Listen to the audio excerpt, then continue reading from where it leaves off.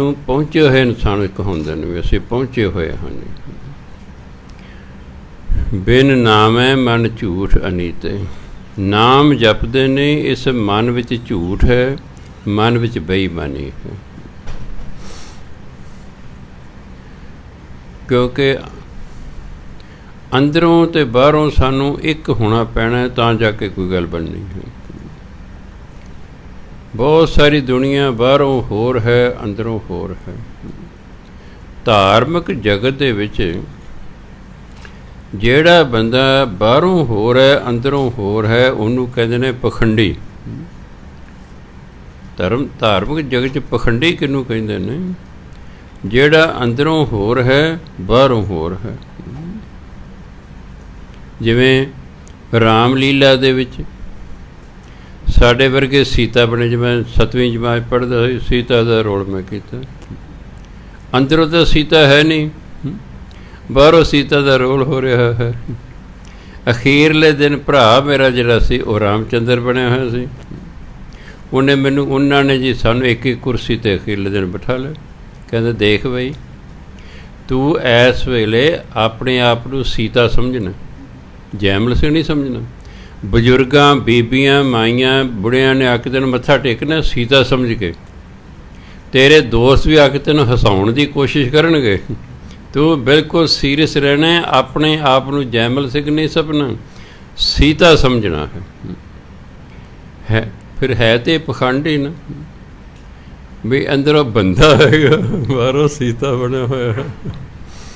ਧਾਰਮਿਕ ਜਗਤ ਦੇ ਵਿੱਚ ਜਿਹੜਾ ਅੰਦਰੋਂ ਹੋਰ ਹੈ, ਬਾਹਰੋਂ ਹੋਰ ਹੈ, ਉਸ ਨੂੰ ਕਹਿੰਦੇ ਨੇ ਪਖੰਡੀ। ਮੈਂ ਸਾਧ ਹੈ ਨਹੀਂ, ਪਰ ਮੈਂ ਸਾਧਾਂ ਵਾਲੇ ਕੱਪੜੇ ਪਾ ਲਾਂ, ਗੋਲ ਪੱਗ ਬੰਨ੍ਹਣੀ ਸ਼ੁਰੂ ਕਰਦਾ, ਚੋਲਾ ਪਾਉਣਾ ਸ਼ੁਰੂ ਕਰਦਾ ਹਾਂ। ਲੋਕਾਂ ਨੇ ਤਾਂ ਦੂਰੋਂ ਦੇਖ ਕੇ ਕਹਿੰਦੇ ਕੋਈ ਸੰਤ ਮਹਾਤਮਾ ਆ ਰਿਹਾ ਜੇ ਜਾ ਰਿਹਾ। ਭੁਲੇਖਾ ਪੈ ਗਿਆ ਨਾ ਬਸਤਰ ਜਿਹੜੇ ਨੇ, ਕਿਉਂਕਿ ਪਹਿਰਾਵੇ ਦਾ ਆਪਣਾ ਸਤਿਕਾਰ ਹੁੰਦਾ। ਇੱਕ ਪੁਲਿਸ ਵਾਲਾ ਬਿਨਾਂ ਵਰਦੀ ਤੋਂ ਹੈ, ਉਹ ਇੱਕ ਸਧਾਰਨ ਬੰਦਾ ਹੈ, ਕੋਈ ਉਸ ਤੋਂ ਡਰੇਗਾ ਨਹੀਂ। ਪਰ ਜੇ ਉਹਨੇ ਵਰਦੀ ਪਾਈ ਤਾਂ ਉਹਨੂੰ ਮਗਰ ਪਤਾ ਹੈ ਮਗਰ ਪੰਜਾਬ ਸਰਕਾਰ ਹੈ, ਅਤੇ ਇਕੱਲਾ ਨਹੀਂ ਹੈ, ਇਹਦੇ ਮਗਰ ਸਰਕਾਰ ਹੈ।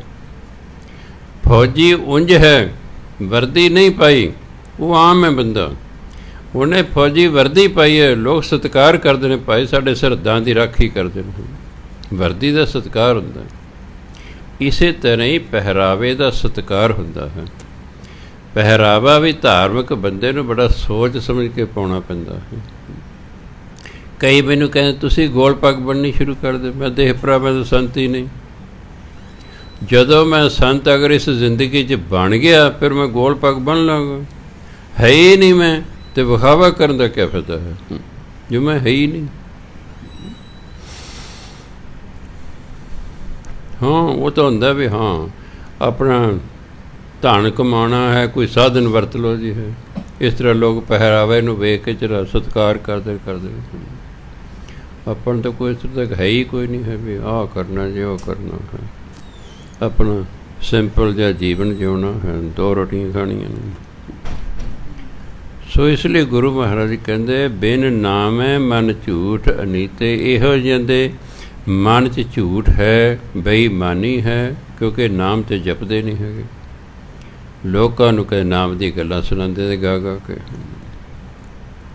ਕਹਾਂ ਚਲੋ ਮਨ ਰਹੋ ਘਰੇ, ਗੁਰਮੁਖ ਰਾਮ ਨਾਮ ਤ੍ਰਿਪਤਾਸੇ, ਖੋਜਤ ਪਾਵੋ ਸਹਿਜ ਹਰੇ। ਹੇ ਮਨਾ, ਕਿਉਂ ਕਿੱਥੇ ਚੱਲੇ, ਕਿਉਂ ਭਟਕ ਰਹੇ ਬਾਹਰ? ਆਪਣੇ ਥਾਂ 'ਤੇ ਰਹਿ। ਹੇ ਮਨਾ, ਤੇਰੇ ਇੱਧਰ ਭਟਕਣ ਦੀ ਲੋੜ ਨਹੀਂ, ਤੂੰ ਗੁਰਮੁਖ ਬਣ ਜਾ। ਗੁਰਮੁਖ ਰਾਮ ਨਾਮ ਤ੍ਰਿਪਤਾਸੇ। ਜਿਹੜੇ ਗੁਰਮੁਖ ਬਣ ਜਾਂਦੇ ਹਨ, ਗੁਰਮੁਖ ਕੌਣ ਹੁੰਦਾ? ਨਿਰਾ ਗੁਰੂ ਧਾਰਨ ਕਰਨ ਵਾਲਾ ਬੰਦਾ ਗੁਰਮੁਖ ਨਹੀਂ ਹੋ ਜਾਂਦਾ। ਗੁਰਮੁਖ ਦੀ ਅਵਸਥਾ ਬਹੁਤ ਉੱਚੀ ਹੈ। ਜਦੋਂ ਉਹਦਾ ਜੀਵਨ ਗੁਰਬਾਣੀ ਅਨੁਸਾਰ ਹੋ ਜਾਏਗਾ, ਫਿਰ ਉਹ ਗੁਰਮੁਖ ਹੋ ਜਾਂਦਾ। ਗੁਰੂ ਦੇ ਜਿਹੜਾ ਆਖੇ ਲੱਗਦਾ ਹੈ, ਉਸ ਵਿਅਕਤੀ ਨੂੰ ਗੁਰਮੁਖ ਕਿਹਾ ਗਿਆ ਹੈ। ਈਵਨ ਗੁਰੂਆਂ ਦੇ ਕਈ ਗੁਰੂ ਦੇ ਬੱਚੇ ਵੀ ਗੁਰਮੁਖ ਨਹੀਂ ਸਨ। ਠੀਕ ਹੈ, ਬੱਚੇ ਹੁਣ ਕਰਕੇ ਸਤਿਕਾਰ ਸੀ, ਪਰ ਜਿਵੇਂ ਉਹਨਾਂ ਦਾ ਪਿਤਾ ਕਹਿੰਦਾ ਸੀ ਉਵੇਂ ਉਹ ਮੰਨਦੇ ਨਹੀਂ ਸਨ, ਇਸ ਲਈ ਕੋਈ ਗੁਰਮੁਖ ਨਹੀਂ ਸਨ, ਮਨਮੁਖ ਸਨ। ਮਨਮੁਖ ਹੋਣ ਕਰਕੇ ਉਹਨਾਂ ਨੂੰ ਗੁਰਗੱਦੀਆਂ ਨਹੀਂ ਮਿਲੀਆਂ। ਗੁਰਮੁਖ ਨੂੰ ਗੁਰਗੱਦੀ ਮਿਲੇਗੀ ਤਾਂ ਹੀ ਅੱਗੇ ਉਹ ਗੁਰਮੁਖ ਬਣਾਏਗਾ ਨਾ। ਮਨਮੁਖ ਨੂੰ ਮਿਲ ਗਈ ਤਾਂ ਅੱਗੇ ਮਨਮੁਖ ਹੀ ਤਿਆਰ ਕਰੇਗਾ। ਜਿਹੋ ਜਿਹਾ ਬੰਦਾ ਆਪ ਹੋਏਗਾ ਉਹੋ ਜਿਹਾ ਦੂਜਿਆਂ ਨੂੰ ਬਣਾਉਣ ਦੀ ਕੋਸ਼ਿਸ਼ ਕਰਦਾ ਹੈ। ਇਸ ਲਈ ਕਹਿੰਦੇ ਹੈ ਬਣਾ ਕਿੱਥੇ ਭੱਜ ਰਹੇ, ਕਿੱਥੇ ਜਾ ਰਹੇ, ਜਿੱਥੇ ਹੈ ਉੱਥੇ ਟਿਕਿਆ ਰਹਿ। ਗੁਰਮੁਖ ਰਾਮ ਨਾਮ ਤ੍ਰਿਪਤਾਸੇ ਕਿ ਉਹ ਤ੍ਰਿਪਤ ਹੋ ਜਾਂਦੇ ਨੇ। ਉਹਨਾਂ ਦਾ ਇੱਧਰ ਤੋਂ ਭੱਜਣਾ ਨੱਠਣਾ ਖਤਮ ਹੋ ਜਾਂਦਾ ਹੈ। ਉਹਨਾਂ ਦੇ ਮਨ ਨੂੰ ਰੱਜ ਆ ਜਾਂਦਾ ਹੈ। ਉਹ ਪਦਾਰਥਾਂ ਮਗਰ ਦੌੜ ਭੱਜ ਨਹੀਂ ਕਰਦੇ ਕਿਉਂਕਿ ਤ੍ਰਿਪਤ ਹੋ ਗਏ। ਖੋਜਤ ਪਾਵੋ ਸਹਿਜ ਹਰੇ, ਸਹਿਜ ਸੁਭਾਈ ਪਰਮਾਤਮਾ ਦੀ ਖੋਜ ਕਰਦੇ ਰਹੋ ਤੇ ਉਸ ਨੂੰ ਪ੍ਰਾਪਤ ਕਰ ਲਓ। ਖੋਜ ਕਰਾਂਗੇ ਤਾਂ ਹੀ ਲੱਭੇਗਾ ਨਾ।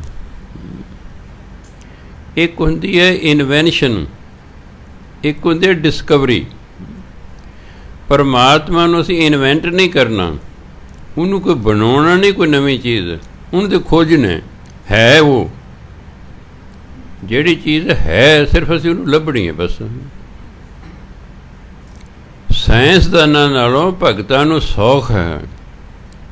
ਸਾਇੰਸਦਾਨ ਤਾਂ ਕਮਾਲ ਦੇ ਬੰਦੇ ਹੁੰਦੇ ਨੇ।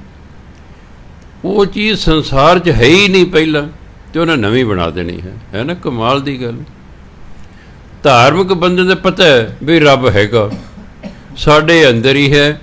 ਉਹ ਸ਼ੁਭ ਕਰਮ ਕਰਕੇ ਤੇ ਨਾਮ ਜਪ ਕੇ ਮਿਲੇਗਾ ਬਸ, ਬਾਕੀ ਤਾਂ ਹਿੰਮਤ ਹੈ। ਅਗਰ ਧਾਰਮਿਕ ਬੰਦਾ ਸਾਇੰਸਦਾਨ ਦੀ ਤਰ੍ਹਾਂ ਘੰਟਿਆਂ ਬੱਧੀ ਲੱਗਾ ਰਹੇ, ਆਪਣੀ ਧੁਨ ਦਾ ਪੱਕਾ ਰਹੇ, ਸਾਲਾਂ ਬੱਧੀ ਲੱਗਿਆ ਰਹੇ, ਉਹ ਵੀ ਪ੍ਰਾਪਤ ਕਰ ਲਏਗਾ। ਕਿਸੇ ਸਾਇੰਸਦਾਨ ਦਾ ਤੁਸੀਂ ਜੀਵਨ ਪੜ੍ਹੋ, ਤੁਸੀਂ ਹੈਰਾਨ ਹੋ ਜਾਓ ਪੜ੍ਹ ਕੇ, ਕਮਾਲ ਦੇ ਲੋਕ ਨੇ। ਮੇਰੀ ਕਿਉਰੀ ਜਿਹਨੇ ਰੇਡੀਅਮ ਦੀ ਕਾਢ ਕੱਢੀ, 16 ਸਾਲ ਪੱਥਰਾਂ 'ਤੇ ਲੱਗੇ ਰਹੋ, 16 ਸਾਲ ਹੌਸਲਾ ਨਹੀਂ ਛੱਡਿਆ ਇੱਕ ਨਵੀਂ ਚੀਜ਼ ਤਿਆਰ ਕਰਨੀ। 16 ਸਾਲਾਂ ਬਾਅਦ ਘਰ ਵਾਲਾ ਕਹਿੰਦਾ ਆਪਣੀ ਘਰ ਰੋਟੀ ਖਾਣ ਦੇ, ਮੈਂ ਕਹਿੰਦਾ ਲੈਬ ਦੇ ਵਿੱਚ ਜਾਵਾਂ। ਜਦੋਂ ਦਰਵਾਜ਼ੇ ਝੀਤ 'ਚੋਂ ਵੇਖਿਆ ਨਾ, ਸਾਰਾ ਕਮਰਾ ਚਾਨਣ ਨਾਲ ਭਰਿਆ ਹੋਇਆ, ਭੱਜਿਆ ਹੀ ਆਉਂਦਾ ਕਿ ਘਰ ਵਾਲੇ ਜੱਫੀ ਪਾ ਲਈ, ਕਹਿੰਦੇ ਰੇਡੀਅਮ ਲੱਭ ਗਿਆ ਹੈ, ਰੇਡੀਅਮ ਲੱਭ ਗਿਆ ਹੈ। ਨਵੀਂ ਖੋਜ ਕਰਨੀ ਬਹੁਤ ਮੁਸ਼ਕਿਲ ਹੈ। ਸਾਇੰਸਦਾਨਾਂ ਨੇ ਸਾਡੀ ਜ਼ਿੰਦਗੀ ਨੂੰ ਸਵਰਗ ਬਣਾ ਕੇ ਰੱਖਤਾ। ਬਾਹਰ ਕਿੰਨੀ ਗਰਮੀ ਪੈ ਰਹੀ ਹੈ, ਇੱਥੇ ਨਹੀਂ ਨਾ ਮਹਿਸੂਸ ਹੋ ਰਹੀ। ਇਹ ਸਾਇੰਸ ਦੇ ਕ੍ਰਿਸ਼ਮੇ ਨੇ। ਸਾਇੰਸ ਪਲੱਸ ਮਾਇਆ ਦੋਨੋਂ ਚੀਜ਼ਾਂ ਚਾਹੀਦੀਆਂ। ਪੁਰਾਣੇ ਰਾਜਿਆਂ ਕੋਲ ਮਾਇਆ ਬਹੁਤ ਸੀ, ਪਰ ਉਦੋਂ ਸਾਇੰਸ ਨਾ ਹੋਣ ਕਰਕੇ ਉਹ ਵੀ ਵਿਚਾਰੇ ਕਿਸੇ ਨੂੰ ਪੱਖਾ ਝੱਲਣ ਦੇ ਲਾਉਂਦੇ ਹੁੰਦੇ ਸਨ, ਝੱਲੀ ਚਲੋ ਵੀਰ ਸਾਨੂੰ ਪੱਖਾ ਲਾ ਦੇ। ਹੁਣ ਸਾਇੰਸ ਹੈ, ਪਰ ਜੇ ਮਾਇਆ ਨਹੀਂ ਤਾਂ ਗਰੀਬ ਬੰਦਾ ਸਾਇੰਸ ਤੋਂ ਫਾਇਦਾ ਨਹੀਂ ਕੋਈ ਉਠਾ ਸਕਦਾ। ਸਾਇੰਸ ਵੀ ਹੋਵੇ ਅਤੇ ਕੋਲ ਮਾਇਆ ਵੀ ਹੋਵੇ ਤਾਂ ਇਹ ਤਾਂ ਜੀਵਨ ਤੇ ਸਵਰਗ ਹੋ ਜਾਂਦਾ ਹੈ। ਇਸ ਪਰ ਧਰਮ ਦੀ ਵੀ ਲੋੜ ਹੈ, ਧਰਮ ਦੀ ਲੋੜ ਹੈ, ਕਿਉਂਕਿ ਜੋ ਸਾਡੇ ਤੋਂ ਪਿਛਲੇ ਜਨਮਾਂ 'ਚ ਕਰਮ ਹੋ ਗਏ ਹਨ ਉਹ ਪਰਮਾਤਮਾ ਨੇ ਸਾਡੀ ਕਿਸਮਤ ਲਿਖਤੀ ਹੈ। ਅਗਰ ਅਸੀਂ ਭਜਬੰਦੀ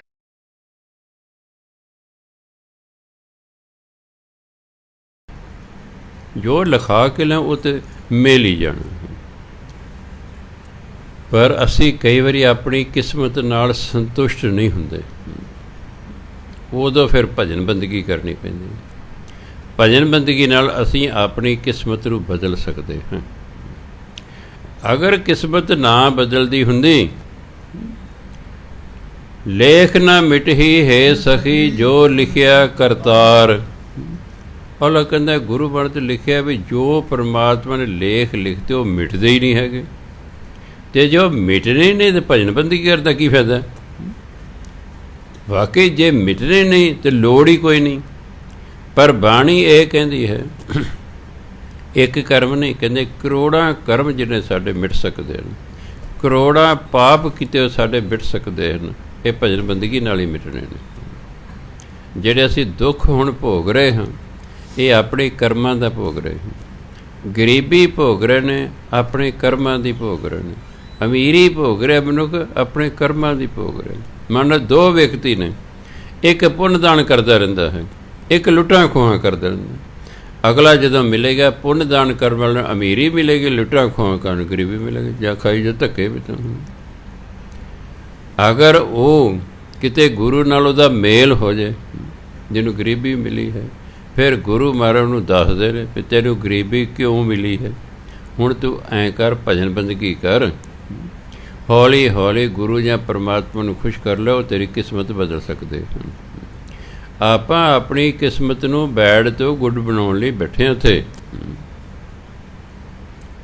ਅਗਰ ਕਿਸਮਤ ਨਾ ਬਦਲਦੀ ਹੁੰਦੀ ਇੱਥੇ ਤਾਂ ਕਿਸੇ ਮੈਂ ਕੀ ਜ਼ਰੂਰੀ ਪੜ੍ਹ ਸਕਣਾ ਸੀ ਕਿਸੇ ਨੂੰ।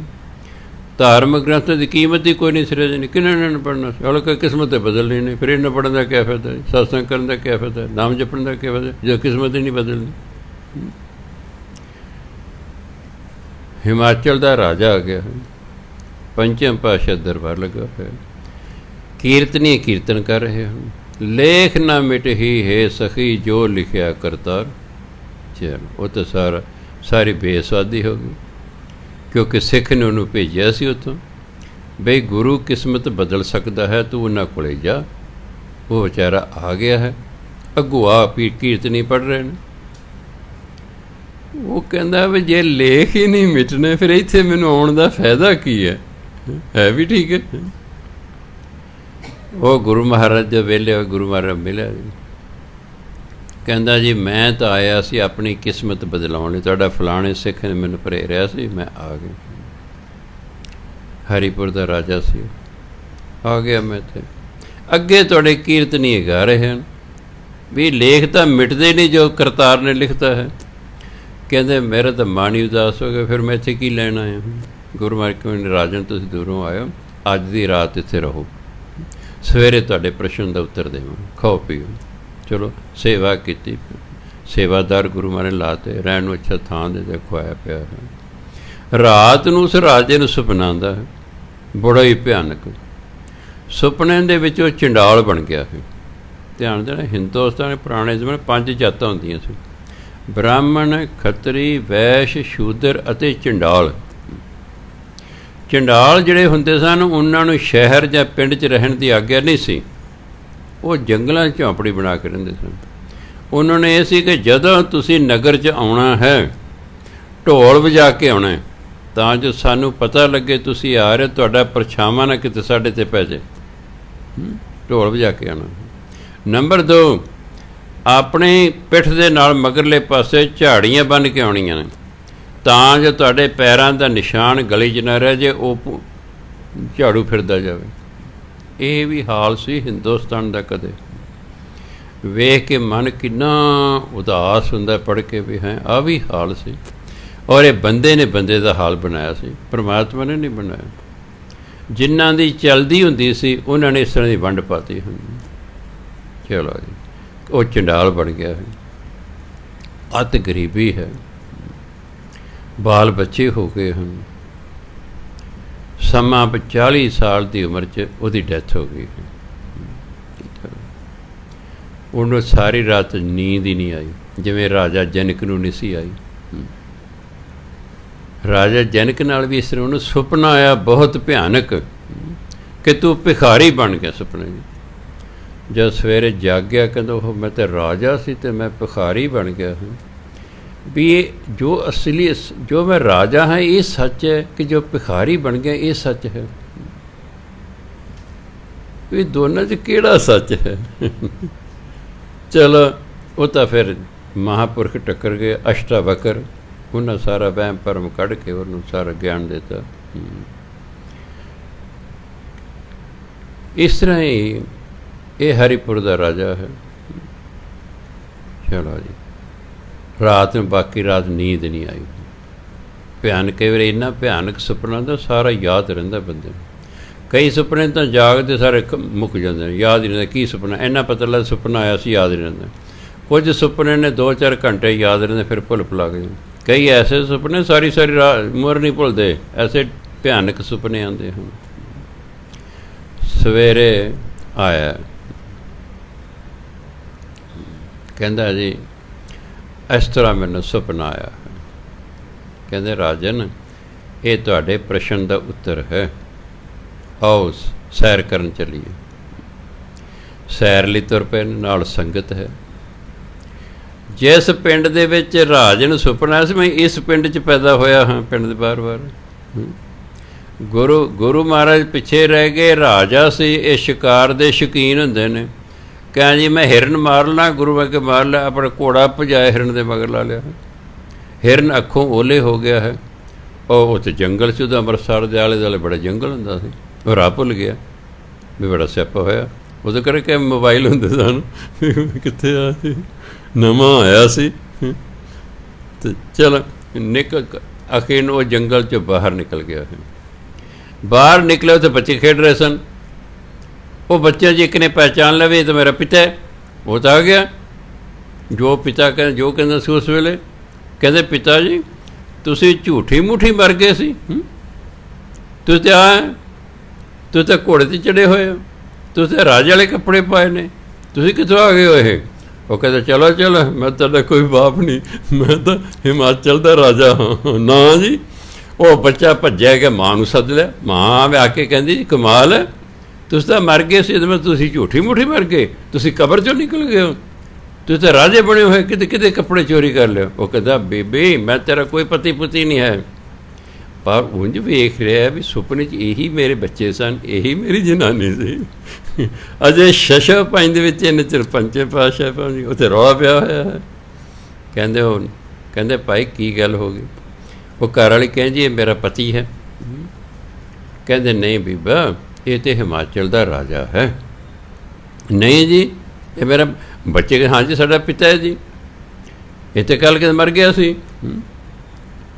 ਗੁਰੂ ਮਹਾਰਾਜ ਕਹਿੰਦੇ ਨਹੀਂ ਭਾਈ, ਜੇ ਤੁਹਾਡਾ ਬੰਦਾ ਕਬਰ ਦੇ ਵਿੱਚ ਹੋਵੇ ਤਾਂ ਦੱਬਿਆ ਸੀ, ਸਾੜਿਆ ਕਿ ਦੱਬਿਆ ਸੀ?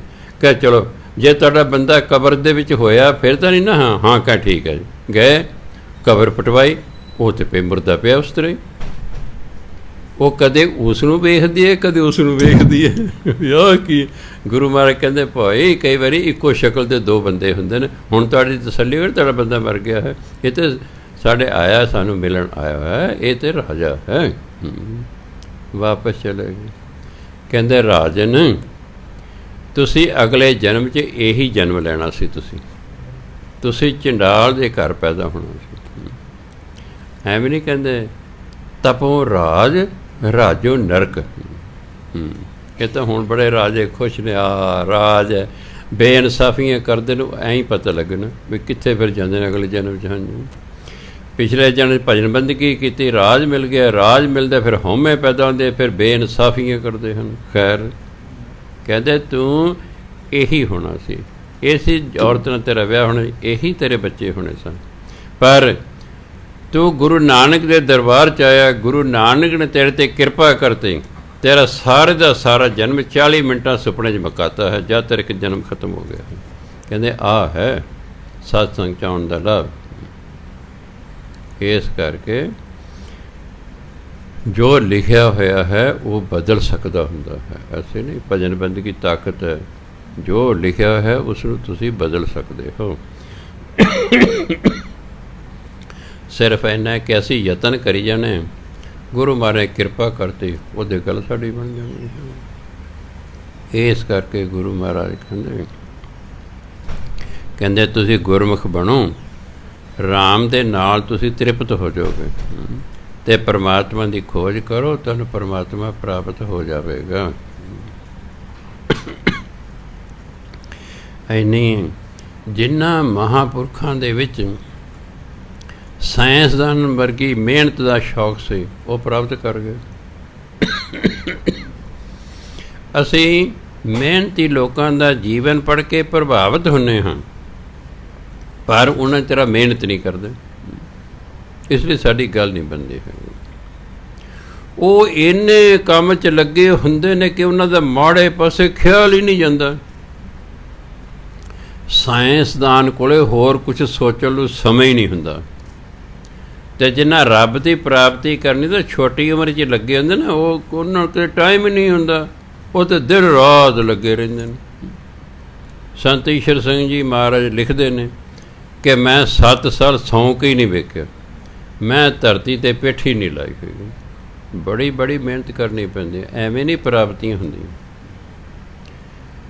ਦੇਖੋ ਸੰਸਾਰ ਦੀ ਸਭ ਤੋਂ ਵੱਡੀ ਸ਼ਕਤੀ ਪਰਮਾਤਮਾ, ਜਿਹਦੇ ਹੁਕਮ ਤੋਂ ਬਿਨਾਂ ਕਹਿੰਦੇ ਪੱਤਾ ਨਹੀਂ ਹਿਲਦਾ ਹੈ। ਐਡੀ ਵੱਡੀ ਸ਼ਕਤੀ ਨੂੰ ਪ੍ਰਾਪਤ ਕਰ ਲੈਣਾ ਕੋਈ ਛੋਟੀ ਮੋਟੀ ਗੱਲ ਨਹੀਂ ਹੈ, ਖਾਲਾ ਜੀ ਦਾ ਬਾੜਾ ਨਹੀਂ ਹੈ। ਕਈ ਕਈ ਜਨਮਾਂ ਦੀ ਭਜਨ ਬੰਦਗੀ ਇਕੱਠੀ ਹੋ ਕੇ ਫਿਰ ਜਾ ਕੇ ਪ੍ਰਾਪਤੀ ਹੁੰਦੀ ਹੈ।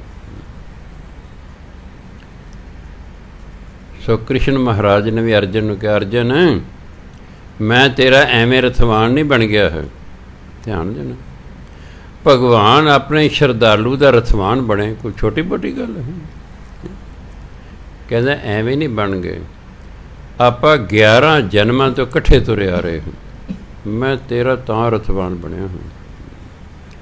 ਐਵੇਂ ਨਹੀਂ ਪ੍ਰਾਪਤੀ ਹੁੰਦੀ, ਕਈ ਕਈ ਜਨਮ ਲੱਗ ਜਾਂਦੇ ਹਨ। ਆ ਜਿਹੜੇ ਸਾਇੰਸਦਾਨ ਆਉਂਦੇ ਨੇ, ਮੈਂ ਇੱਕ ਕਿਤਾਬ ਪੜ੍ਹ ਰਿਹਾ ਸੀ ਜਿਹੜਾ ਉੱਪਰਲੀ ਦੁਨੀਆ ਬਾਰੇ, ਹਾਂ ਅਵਿਨਾਸ਼ੀ ਲੀਲਾ। ਉਹ ਕਹਿੰਦਾ ਉੱਥੇ ਸਭ ਲੈਬ ਨੇ, ਜਿਹਨੂੰ ਸਾਇੰਸਦਾਨ ਬਣਾ ਪਹਿਲਾਂ ਉਹਨੂੰ ਉੱਥੇ ਤਜਰਬਾ ਕਰਾਉਂਦੇ ਨੇ, ਉਹਨੂੰ ਤਾਂ ਸਿਖਾਉਂਦੇ ਨੇ ਕਿ ਤੂੰ ਆਹ ਖੋਜ ਜਾ ਕੇ ਕਰਨੀ ਹੈ। ਉੱਥੋਂ ਟ੍ਰੇਨਿੰਗ ਲੈ ਕੇ ਫਿਰ ਉਹ ਮਾਤ ਲੋਕ 'ਚ ਪੈਦਾ ਹੁੰਦਾ, ਫਿਰ ਉਹਦੀ ਉਸੇ ਤਰ੍ਹਾਂ ਦੀ ਰੁਚੀ ਹੁੰਦੀ, ਉਸ ਤਰ੍ਹਾਂ ਕਰਦਾ, ਭਾਵੇਂ ਉਹਨੂੰ ਨਾ ਯਾਦ ਰਹੇ, ਉੱਥੇ ਉਹਨੂੰ ਟ੍ਰੇਨਿੰਗ ਦਿੱਤੀ ਜਾਂਦੀ ਹੈ। ਐਵੇਂ ਨਹੀਂ ਖੋਜਾਂ ਕਰਦੇ ਉਹ, ਉੱਥੇ ਸਭ ਟ੍ਰੇਨਿੰਗਾਂ ਦਿੱਤੀਆਂ ਜਾਂਦੀਆਂ। ਮਨੁੱਖ ਦੇ ਵਿੱਚ ਉੱਥੇ ਸਾਰੀਆਂ ਰੂਹਾਂ ਰਹਿੰਦੀਆਂ, ਸੂਖਸ਼ਮ ਸਰੀਰ ਰਹਿੰਦੇ ਨੇ, ਸਾਡੇ ਵਾਂਗ ਸਥੂਲ ਸਰੀਰ ਨਹੀਂ ਰਹਿੰਦੇ। ਸਥੂਲ ਸਰੀਰ ਤਾਂ ਇੱਥੇ ਹੀ ਰਹਿੰਦੇ, ਸੂਖਸ਼ਮ ਸਰੀਰ ਹੁੰਦੇ ਨੇ, ਜਿਨ੍ਹਾਂ ਦੇ ਵਿੱਚ ਥੋੜ੍ਹੀ ਬਹੁਤੀ ਵੱਡੀ ਵੱਧਦੀ ਲਾਈਟਾਂ ਨਿਕਲਦੀਆਂ, ਰੋਸ਼ਨੀ, ਉਹ ਰੋਸ਼ਨੀ ਦੇ ਸਰੀਰ ਹੁੰਦੇ ਨੇ। ਜਿੰਨੀ ਜ਼ਿਆਦਾ ਰੋਸ਼ਨੀ ਨਿਕਲ ਰਹੀ ਉਹ 'ਚ ਤਾਂ ਮਤਲਬ ਉਹਦੀ ਮਾਤ ਲੋਕ 'ਚ ਉਨੀ ਹੀ ਜ਼ਿਆਦਾ ਕਮਾਈ ਸੀ।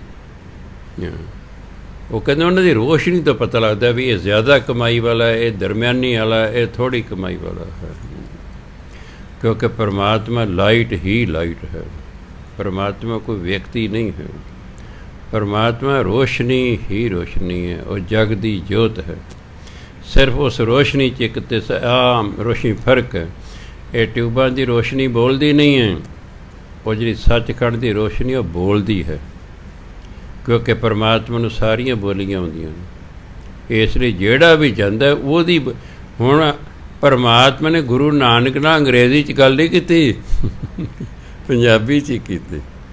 ਰੱਬ ਨੂੰ ਤਾਂ ਸਭ ਕੁਛ ਆਉਂਦਾ ਹੈਗਾ, ਪੰਜਾਬੀ 'ਚ ਹੀ ਗੱਲਬਾਤ ਕੀਤੀ। ਇਸ ਕਰਕੇ ਕਈ ਕੰਮ ਨੇ ਵਾਕਈ ਮੁਸ਼ਕਿਲ ਹੁੰਦੇ ਨੇ, ਇਸ 'ਚ ਕੋਈ ਸ਼ੱਕ ਨਹੀਂ ਹੈ, ਪਰ ਮੁਸ਼ਕਿਲ ਨੂੰ ਵੇਖ ਕੇ ਡਰ ਜਾਣਾ ਇਹ ਵੀ ਬਹਾਦਰਾਂ ਦਾ ਕੰਮ ਨਹੀਂ ਹੈ। ਸਾਡਾ ਕੰਮ ਹੈ ਲੱਗੇ ਰਹੋ, ਲੱਗੇ ਰਹੋ।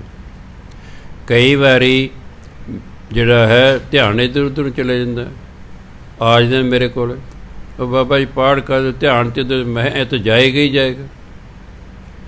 ਜਦੋਂ ਮਨ ਟਿਕੇ ਉਹ ਤਾਂ ਸਾਨੂੰ ਪ੍ਰਾਪਤੀ ਹੋ ਜਾਣੀ ਹੈ, ਉਹ ਤਾਂ ਸਾਡੀ ਮੰਜ਼ਿਲ ਹੈ। ਮਨ ਨੂੰ ਟਿਕਾਉਣਾ ਇਹ ਤਾਂ ਸਾਡੀ ਮੰਜ਼ਿਲ ਹੈ। ਅਸੀਂ ਤਾਂ ਗੁਰੂ ਮਹਾਰਾਜ ਦੇ ਹੁਕਮ ਮੰਨਣਾ। ਉਹਨੇ ਕਿਹਾ ਉੱਠਦੇ ਬੈਠਦੇ ਤੁਰਦੇ ਫਿਰਦੇ ਲੇਟੇ ਬੈਠੇ ਨਾਮ ਜਪੀ ਜਾਓ, ਅਸੀਂ ਤਾਂ ਨਾਮ ਜਪੀ ਜਾਣਾ, ਮਨ ਲੱਗੇ ਨਾ ਲੱਗੇ। ਜਦੋਂ ਗੁਰੂ ਦੀ ਕਿਰਪਾ ਹੋ ਜਾਏਗੀ, ਮਨ ਬਸ ਆਵੇ ਨਾਨਕਾ ਜੇ ਪੂਰਨ ਕਿਰਪਾ ਹੋ। ਜਦੋਂ ਗੁਰੂ ਦੀ ਕਿਰਪਾ ਹੋ ਜੇ ਮਨ ਟਿਕ ਜਾਏਗਾ। ਜਿੱਦਾਂ ਹੀ ਮਨ ਟਿਕੇ ਉਹਦੀ ਸਮਾਧੀ ਲੱਗ ਜਾਣੀ। ਸਮਾਧੀ ਦਾ ਮਤਲਬ ਹੈ ਕਿ ਤੁਹਾਡੀ ਜਿਹੜੀ ਸੁਰਤ ਹੈ ਉਹ ਸੱਚਖੰਡ 'ਚ ਪਹੁੰਚ ਗਈ ਹੈ, ਤੁਸੀਂ ਰੱਬ ਬਾਰੇ ਜਾਣਕਾਰੀ ਪ੍ਰਾਪਤ ਕਰ ਰਹੇ ਹੋ। ਪਹਿਲੀ ਸਮਾਧੀ ਥੋੜ੍ਹੀ ਜਾਣਕਾਰੀ, ਫਿਰ ਵਾਰੀ ਵਾਰੀ ਸਮਾਧੀ ਲੱਗਦੀ ਰਹੇਗੀ। ਇੱਕ ਦਿਨ ਆਏਗਾ ਅਸੀਂ ਬ੍ਰਹਮ ਗਿਆਨੀ ਹੋ ਜਾਏ, ਬ੍ਰਹਮ ਬਾਰੇ ਸਾਨੂੰ ਗਿਆਨ ਹੋ ਜਾਵੇਗਾ। ਫਿਰ ਬ੍ਰਹਮ ਗਿਆਨੀ ਅਤੇ ਪਰਮਾਤਮਾ 'ਚ ਕੋਈ ਫਰਕ ਨਹੀਂ ਹੁੰਦਾ। ਬ੍ਰਹਮ ਗਿਆਨੀ ਆਪ ਪਰਮੇਸ਼ਰ, ਉਹਦੇ ਰੂਪ ਹੋ ਜਾਂਦੇ ਹਨ। ਇਸ ਲਈ ਗੁਰੂ ਮਹਾਰਾਜ ਕਹਿੰਦੇ, ਕਾਮ ਕ੍ਰੋਧ ਮਨ ਮੋਹ ਸਰੀਰਾ, ਲਾਭ ਲੋਭ ਅਹੰਕਾਰ ਸੋ ਪੀਰਾ, ਰਾਮ ਨਾਮ ਬਿਨ ਕਿਉ ਮਨ ਧੀਰਾ। ਇਹ ਸਰੀਰ ਦੇ ਵਿੱਚ ਕੀ ਹੈ? ਕਾਮ ਹੈ, ਕ੍ਰੋਧ ਹੈ। ਮਨ ਵਿੱਚ, ਸਰੀਰ 'ਚ ਕਾਮ ਹੈ, ਕ੍ਰੋਧ ਹੈ, ਮੋਹ ਹੈ, ਲਾਭ ਲੋਭ ਲਾਲਚ ਹੈ, ਅਹੰਕਾਰ ਹੰਕਾਰ ਹੈ। ਇਹਨੂੰ ਅਹੰਕਾਰ ਨਹੀਂ ਪੜ੍ਹਨਾ, ਉਹ ਤਾਂ ਨੈਗੇਟਿਵ ਹੋ ਜਾਏਗਾ, ਉਹ ਤਾਂ ਵਿਰੋਧੀ ਸ਼ਬਦ ਹੋ ਜਾਏਗਾ। ਉਹ ਤਾਂ ਅਹੰਕਾਰ ਦਾ ਵਿਰੋਧੀ ਸ਼ਬਦ ਹੈ। ਇਹ ਸੰਸਕ੍ਰਿਤ ਦਾ ਸ਼ਬਦ ਹੈ। ਇਹ ਅਹੰਕਾਰ, ਜਿਹਨੂੰ ਆਪਾਂ ਹੰਕਾਰ ਕਹਿੰਦੇ ਪੰਜਾਬੀ ਵਿੱਚ। ਪੀਰਾ ਮੈਨੇ ਪੀੜ ਦੁੱਖ। ਸਰੀਰ ਦੇ ਵਿੱਚ ਕਹਿੰਦੇ ਸਾਡੇ ਕਾਮ ਹੈ, ਕ੍ਰੋਧ ਹੈ, ਮੋਹ ਹੈ, ਲੋਭ ਹੈ, ਹੰਕਾਰ ਹੈ, ਇਸ ਲਈ ਅਸੀਂ ਦੁਖੀ ਹਾਂ। ਇਹ ਸਾਨੂੰ ਦੁੱਖ ਦਿੰਦੇ ਨੇ।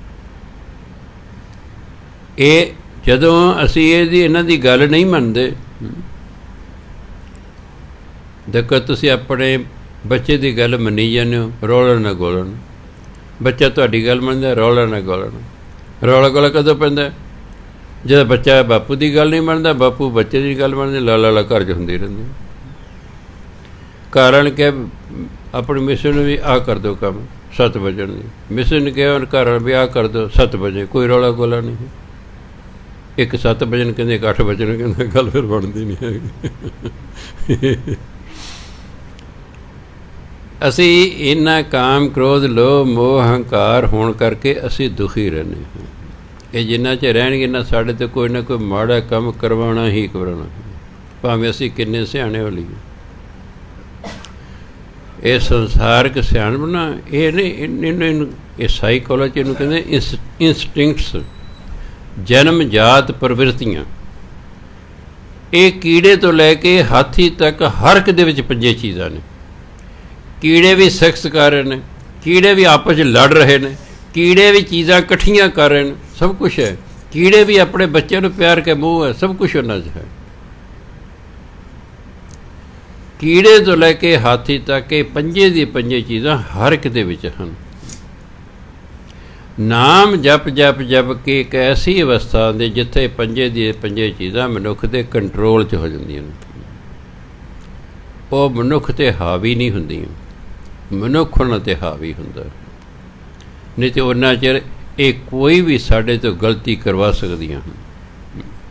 ਨਿਰਾ ਗਿਆਨ ਨਹੀਂ ਕੁਛ ਕਰਿਆ ਕਰਦਾ ਕੰਮ। ਗਿਆਨ ਤਾਂ ਤੁਹਾਡੇ ਤੋਂ ਪਹਿਲਾਂ ਮੈਨੂੰ ਅੱਗੇ ਬਾਣੀ ਪੜ੍ਹ ਕੇ, ਗਿਆਨ ਨਹੀਂ ਨਿਰਾ ਕੰਮ ਕਰਦਾ ਹੁੰਦਾ। ਗਿਆਨ ਤਾਂ ਸਿਰਫ ਸੋਝੀ ਦਿੰਦਾ ਹੈ। ਪਰ ਇਹ ਪ੍ਰਵਿਰਤੀਆਂ ਇੰਨੀਆਂ ਜ਼ਬਰਦਸਤ ਨੇ ਕਿ ਇਹਨਾਂ 'ਚੋਂ ਜਿਹੜੀ ਪ੍ਰਬਲ ਹੋ ਜਾਂਦੀ ਅਸੀਂ ਉਹਦੇ ਅਧੀਨ ਆ ਜਾਂਦੇ ਹਾਂ ਅਤੇ ਕਰਦੇ। ਗਿਆਨ ਹੁਣ ਜਿੰਨੇ ਮਹਾਂਪੁਰਖ ਜੇਲ੍ਹਾਂ 'ਚ ਬੈਠੇ ਨੇ, ਕੀ ਇਹਨਾਂ ਨੂੰ ਗਿਆਨ ਨਹੀਂ ਸੀ? ਗਿਆਨ ਸੀ, ਇਹਦੇ ਗਿਆਨ ਨਹੀਂ ਸੀ ਹੈਗਾ। ਨਹੀਂ, ਇਹ ਚੀਜ਼ਾਂ ਹੀ ਐਸੀਆਂ ਨੇ, ਇਹ ਵੱਡਿਆਂ ਆਪਣੇ ਅੜਿੱਕੇ 'ਚ ਲੈ ਲੈਂਦੀਆਂ। ਇਸ ਲਈ ਆਪਣੇ ਗਿਆਨ 'ਤੇ ਕਦੇ ਕੋਈ ਹੰਕਾਰ ਨਹੀਂ ਕਰਨਾ ਚਾਹੀਦਾ। ਹਮੇਸ਼ਾ ਪਰਮਾਤਮਾ ਤੋਂ ਡਰ ਕੇ ਰਹਿਣਾ ਚਾਹੀਦਾ ਹੈ। ਗੁਰੂ ਬਾਰੇ ਬੇਨਤੀਆਂ ਕਰਨਾ, ਸੱਚੇ ਪਾਤਸ਼ਾਹ ਤੂੰ ਕਿਰਪਾ ਕਰਨੀ, ਸਾਰੀ ਖੇਡ ਹੀ ਨਾ ਕਿਤੇ ਵਿਗੜ ਜਾਵੇ। ਕਈ ਵਾਰੀ ਐਸੀ ਗਲਤੀ ਹੋ ਜਾਂਦੀ ਸਾਰੀ ਜ਼ਿੰਦਗੀ ਦੀ ਖੇਡ ਹੀ ਵਿਗੜ ਜਾਂਦੀ ਹੈ। ਇੱਕ ਵਾਰੀ ਵਿਗੜ ਗਈ ਫਿਰ ਉਹ ਵੀ ਜੋ ਚਾਹੇ ਪਿੱਟੀ ਜੋ, ਪਹਿਲੀ ਗੱਲ ਨਹੀਂ ਬਣਿਆ ਕਰਦੀ, ਉਹ ਪਹਿਲੀ ਅਵਸਥਾ ਨਹੀਂ ਆਇਆ ਕਰਦੀ ਮੁੜ ਕੇ। ਇਹ ਤਾਂ ਗੁਰੂ ਹੀ ਕਿਰਪਾ ਕਰਨ ਤਾਂ ਹੀ ਹੈ। ਆਪਣੀ ਸਿਆਣਪ ਕਈ ਵਾਰੀ ਕੰਮ ਨਹੀਂ ਕਰਿਆ ਕਰਦੀ। ਹਾਂ, ਇਹ ਉਹਨਾਂ ਚਿਰ ਸਿਆਣਪ ਦੀਆਂ ਗੱਲਾਂ ਕਰ ਜਿੰਨਾ ਚਿਰ ਇਹ 5 ਦੇ ਅਜੇ ਇਹ ਨੋਰਮਲ ਨੇ, ਇਹਨਾਂ ਦਾ ਸਾਡੇ 'ਤੇ ਪੂਰਾ ਜ਼ੋਰ ਨਹੀਂ ਚੱਲ ਰਿਹਾ ਜੇ, ਉਹਨਾਂ ਚਿਰ ਹੀ ਹੈ। ਜਦੋਂ ਇੱਕ ਦਾ ਵੀ ਜ਼ੋਰ ਚੱਲ ਗਿਆ ਨਾ, ਉਹਦੀ ਫਿਰ ਗਏ ਅਸੀਂ ਬਸ। ਇਸ ਲਈ ਜਿਹੜਾ ਹੈ ਅਰਦਾਸਾ ਕਰਦੇ, ਸੱਚੇ ਪਾਤਸ਼ਾਹ ਕਲਯੁਗ ਦਾ ਸਮਾਂ ਹੈ, ਤੁਸੀਂ ਕਿਰਪਾ ਕਰਨੀ, ਲਾਜ ਬਣਾਈ ਰੱਖਣੀ। ਰਾਮ ਨਾਮ ਬਿਨ ਕਿਉਂ ਮਨ ਧੀਰਾ। ਇਹ ਜਦੋਂ 5 ਚੀਜ਼ਾਂ ਅੰਦਰ ਨੇ, ਮਨ ਨੂੰ ਧੀਰਜ ਆਉਂਦਾ ਹੀ ਨਹੀਂ ਹੈ। ਮਨ ਅਸ਼ਾਂਤ ਹੀ ਰਹਿੰਦਾ, ਇਹ ਕਿਸੇ ਨਾ ਕਿਸੇ ਚੀਜ਼ ਮਗਰ ਭੱਜਿਆ ਹੀ ਰਹਿੰਦਾ ਹੈ, ਇਹ ਭਟਕਦਾ ਹੀ ਰਹਿੰਦਾ ਹੈ। ਪਰਮਾਤਮਾ ਦੇ ਨਾਮ ਤੋਂ ਬਿਨਾਂ ਮਨ ਨੂੰ ਧੀਰਜ ਆਉਂਦਾ ਹੀ ਨਹੀਂ ਹੈ। ਇਸ ਲਈ ਮਨ ਦੀ ਸ਼ਾਂਤੀ ਚਾਹੀਦੀ ਹੈ, ਤਾਂ ਮਨ ਦੀ ਸ਼ਾਂਤੀ ਭਜਨ ਬੰਦਗੀ ਤੋਂ ਬਿਨਾਂ ਨਹੀਂ ਹੁੰਦੀ। ਤੁਹਾਡਾ ਮਨ ਅਸ਼ਾਂਤ ਹੈ, ਤੁਸੀਂ ਵਾਹਿਗੁਰੂ ਲੱਗ ਜਾਓ ਕਰਨ, ਮੂਲ ਮੰਤਰ ਦਾ ਜਾਪ ਕਰਨ ਲੱਗ ਜਾਓ, ਸੁਖਮਨੀ ਸਦਾ ਪਾਠ ਕਰਨ ਲੱਗੋ, ਕੁਝ ਮਿੰਟਾਂ ਬਾਅਦ ਤੁਸੀਂ ਨਾਰਮਲ ਹੋਣਾ ਸ਼ੁਰੂ ਹੋ ਜਾਓ। ਉਹਦੇ 2 ਕਾਰਨ ਹੁੰਦੇ ਨੇ। ਇੱਕ ਤਾਂ ਬਾਣੀ ਨੇ ਸਾਨੂੰ ਵੈਸੀ ਸ਼ਾਂਤੀ ਦੇਣੀ ਹੈ, ਕਿਉਂਕਿ ਬਾਣੀ ਜਿਹੜੀ ਸ਼ਾਂਤ ਲੋਕਾਂ ਦੇ ਮੁੱਖ 'ਚੋਂ ਨਿਕਲੀ ਹੈ, ਅਸ਼ਾਂਤ ਦੇ ਨਹੀਂ ਨਿਕਲੀ ਹੈ। ਗੁਰੂ ਸ਼ਾਂਤ ਚਿੱਤ ਰਹਿੰਦੇ ਸਨ, ਵੱਡੀ ਤੋਂ ਵੱਡੀ ਔਕੜ ਮੁਸੀਬਤ ਵੇਲੇ ਵੀ ਉਹ ਆਪਣੀ ਸ਼ਾਂਤੀ ਭੰਗ ਨਹੀਂ ਸੀ ਹੋਣ ਦਿੰਦੇ, ਸ਼ਾਂਤ ਰਹਿੰਦੇ ਸਨ। ਸ਼ਾਂਤ ਹਿਰਦੇ ਵਿੱਚੋਂ ਨਿਕਲੇ ਹੋਏ ਸ਼ਬਦ ਸ਼ਾਂਤੀ ਦਿੰਦੇ ਨੇ। ਸਾਧੂ ਸ਼ਾਂਤ ਚਿੱਤ ਰਹਿੰਦੇ ਨੇ, ਉਹਨਾਂ ਦੇ ਬੋਲੇ ਹੋਏ ਬੋਲ ਸਾਨੂੰ ਸ਼ਾਂਤੀ ਦਿੰਦੇ ਨੇ। ਸੰਸਾਰੀ ਬੰਦੇ ਅਸ਼ਾਂਤ ਰਹਿੰਦੇ ਨੇ, ਉਹਨਾਂ ਦੇ ਬੋਲੇ ਹੋਏ ਬੋਲ ਸਾਡੇ ਮਨ ਨੂੰ ਚੁੱਭ ਜਾਂਦੇ ਨੇ, ਅਸੀਂ ਕਿੰਨੀ ਦੇਰ ਅਸ਼ਾਂਤ ਰਹਿੰਦੇ। ਇਸ ਕਰਕੇ ਪਰਮਾਤਮਾ ਦਾ ਨਾਮ ਮਨ ਨੂੰ ਸ਼ਾਂਤੀ ਦਿੰਦਾ ਹੈ, ਧੀਰਜ ਦਿੰਦਾ ਹੈ। ਅੰਤਰ ਨਾਮਨ ਸਾਚ ਪਛਾਣ, ਪਰਮਾਤਮਾ ਨੂੰ ਜਾਣ ਲੈਣਾ ਹੀ ਅੰਦਰਲਾ ਇਸ਼ਨਾਨ ਹੈ। ਬਾਹਰਲਾ ਇਸ਼ਨਾਨ ਸੌਖਾ ਹੈ, ਨਲਕੇ 'ਤੇ ਨਹਾ ਲਓ, ਟੂਟੀ 'ਤੇ ਨਹਾ ਲਓ, ਸਰੋਵਰ 'ਚ ਨਹਾ ਲਓ, ਦਰਿਆ 'ਚ ਨਹਾ ਲਓ, ਉਹ ਤਾਂ ਬਾਹਰਲਾ ਇਸ਼ਨਾਨ ਹੈ। ਬਾਹਰਲੇ ਇਸ਼ਨਾਨ ਨਾਲ ਬਾਹਰ ਦੀ ਮੈਲ ਲੈਂਦੀ ਹੈ, ਅੰਦਰਲੀ ਨਹੀਂ ਲੈਂਦੀ। ਜੇ ਅੰਦਰ ਦੀ ਮੈਲ ਨਹਾਉਣ ਨਾਲ ਲੈਂਦੀ ਹੁੰਦੀ, ਕਿਸੇ ਭਜਨ ਬੰਦਗੀ ਦੀ ਲੋੜ ਹੀ ਨਹੀਂ ਸੀ। ਆਪਣਾ ਸਰੋਵਰ 'ਤੇ ਜਾਓ, ਟੂਟੀ ਹੇਠਾਂ ਬੈਠੋ, ਕਾਤੇ ਨਹਾ ਲੈ, ਹਾਂਜੀ ਅੰਦਰ ਸਾਹਿਬ ਨਾ। ਪਰਮਾਤਮਾ ਨੂੰ ਜਦੋਂ ਅਸੀਂ ਜਾਣ ਲੈਂਦੇ ਹਾਂ, ਅੰਦਰ ਦਾ ਇਸ਼ਨਾਨ ਹੋ ਜਾਂਦਾ ਹੈ। ਆਹ ਬਾਣੀ ਸਾਨੂੰ ਅੰਦਰ ਦਾ ਇਸ਼ਨਾਨ ਕਰਾਉਂਦੀ ਹੈ। ਇਸ਼ਨਾਨ ਕਰਨ ਨਾਲ ਮੈਲ ਲੈ ਜਾਂਦੀ ਨਾ, ਜਿਵੇਂ ਕੱਪੜੇ ਧੋਣ ਨਾਲ ਕੱਪੜੇ ਦੀ ਮੈਲ ਲੈ ਜਾਂਦੀ ਹੈ। ਆਪਾਂ ਜਦੋਂ ਨਹਾ ਲੈਂਦੇ, ਸਰੀਰ ਦੀ ਮੈਲ ਲੈ ਜਾਂਦੀ ਹੈ। ਜੇ ਪਸੀਨਾ ਆਇਆ, ਆਪਾਂ ਸਾਬਣ ਲਾ ਲੈਂਦੇ ਹਾਂ। ਕੋਈ ਲਿਬੜ ਗਿਆ ਤਾਂ ਵੀ ਸਾਬਣ ਲਾ ਲੈਂਦੇ ਹਾਂ। ਨਹੀਂ ਤਾਂ ਡਾਕਟਰ ਕਹਿੰਦੇ ਰੋਜ਼ ਰੋਜ਼ ਸਾਬਣ ਨਹੀਂ ਲਾਈ ਜਾਂਦਾ। ਇਹ ਸਾਬਣ ਵੀ ਕਈ ਵਾਰੀ ਸਕਿਨ ਪ੍ਰੋਬਲਮ ਖੜੀ ਕਰ ਦਿੰਦੇ ਨੇ। 5-7 ਦਿਨਾਂ ਬਾਅਦ, ਹਫ਼ਤੇ ਬਾਅਦ ਸਾਬਣ ਨਾਲ ਨਹਾ ਲਿਆ। ਹਾਂ, ਸਾਡੇ ਹੱਥ ਲਿਬੜ ਗਏ ਨੇ, ਮੂੰਹ ਕੋਈ ਲਿਬੜਦਾ ਹੈ, ਕਿਉਂਕਿ ਇਸ 'ਤੇ ਮਿੱਟੀ ਕੱਟਾ ਜ਼ਿਆਦਾ, ਇਹ ਨੰਗੇ ਰਹਿੰਦੇ ਨੇ। ਹੱਥ ਮੂੰਹ ਹਮੇਸ਼ਾ ਨੰਗੇ ਰਹਿੰਦੇ ਨੇ। ਇਹ ਹਮੇਸ਼ਾ ਨੰਗੇ ਰਹਿਣ ਕਰਕੇ ਇਹਨਾਂ ਨੂੰ ਠੰਡ ਨਹੀਂ ਲੱਗਦੀ। ਬਾਕੀ ਸਰੀਰ ਅਸੀਂ ਢੱਕਿਆ ਹੁੰਦੇ, ਸਰੀਰ ਠੰਡ ਲੱਗਦੀ ਹੈ। ਜਿਹੜੇ ਨਾਂਗੇ ਸਾਧੂ ਨੂੰ ਕਿਉਂ ਨਹੀਂ ਠੰਡ ਲੱਗਦੀ? ਉਹ ਸ਼ੁਰੂ ਤੋਂ ਹੀ ਨੰਗੇ ਰਹਿੰਦੇ ਨੇ। ਹੁਣ ਤੁਹਾਡੇ ਮੂੰਹ 'ਤੇ ਹੱਥਾਂ ਨਹੀਂ ਨਾ ਠੰਡ ਲੱਗਦੀ। ਹੁਣ ਮੈਂ ਕਿੰਨੀ ਵੀ ਸਰਦੀ ਹੋਵੇ, ਮੂੰਹ ਮੇਰਾ ਨੰਗਾ ਹੀ ਹੁੰਦਾ ਹੈ। ਬਾਕੀ ਸਰੀਰ 'ਤੇ ਭਾਵੇਂ ਰਜਾਈ ਲਈ ਹੋਵੇ ਸਰਦੀਆਂ 'ਚ, ਮੂੰਹ ਨੰਗਾ ਹੁੰਦਾ, ਕਿਉਂਕਿ ਮੂੰਹ ਹਮੇਸ਼ਾ ਨੰਗਾ ਰਹਿਣ ਕਰਕੇ ਇਹਨੂੰ ਗਰਮੀ ਸਰਦੀ ਇਹ ਸਹਿਣ ਕਰ ਸਕਦਾ ਹੈ। ਜਿਹੜੇ ਪੁਰਾਣੇ ਸਾਧੂ ਸਨ, ਜੰਗਲ 'ਚ ਨੰਗੇ ਹੀ ਰਹਿੰਦੇ ਸਨ, ਕਿਉਂਕਿ ਬਚਪਨ ਤੋਂ ਹੀ ਰਹਿੰਦੇ, ਇਸ ਲਈ ਉਹਨਾਂ ਦਾ ਸਰੀਰ ਹੀ ਉਹੋ ਜਿਹਾ ਹੋ ਜਾਂਦਾ ਸੀ।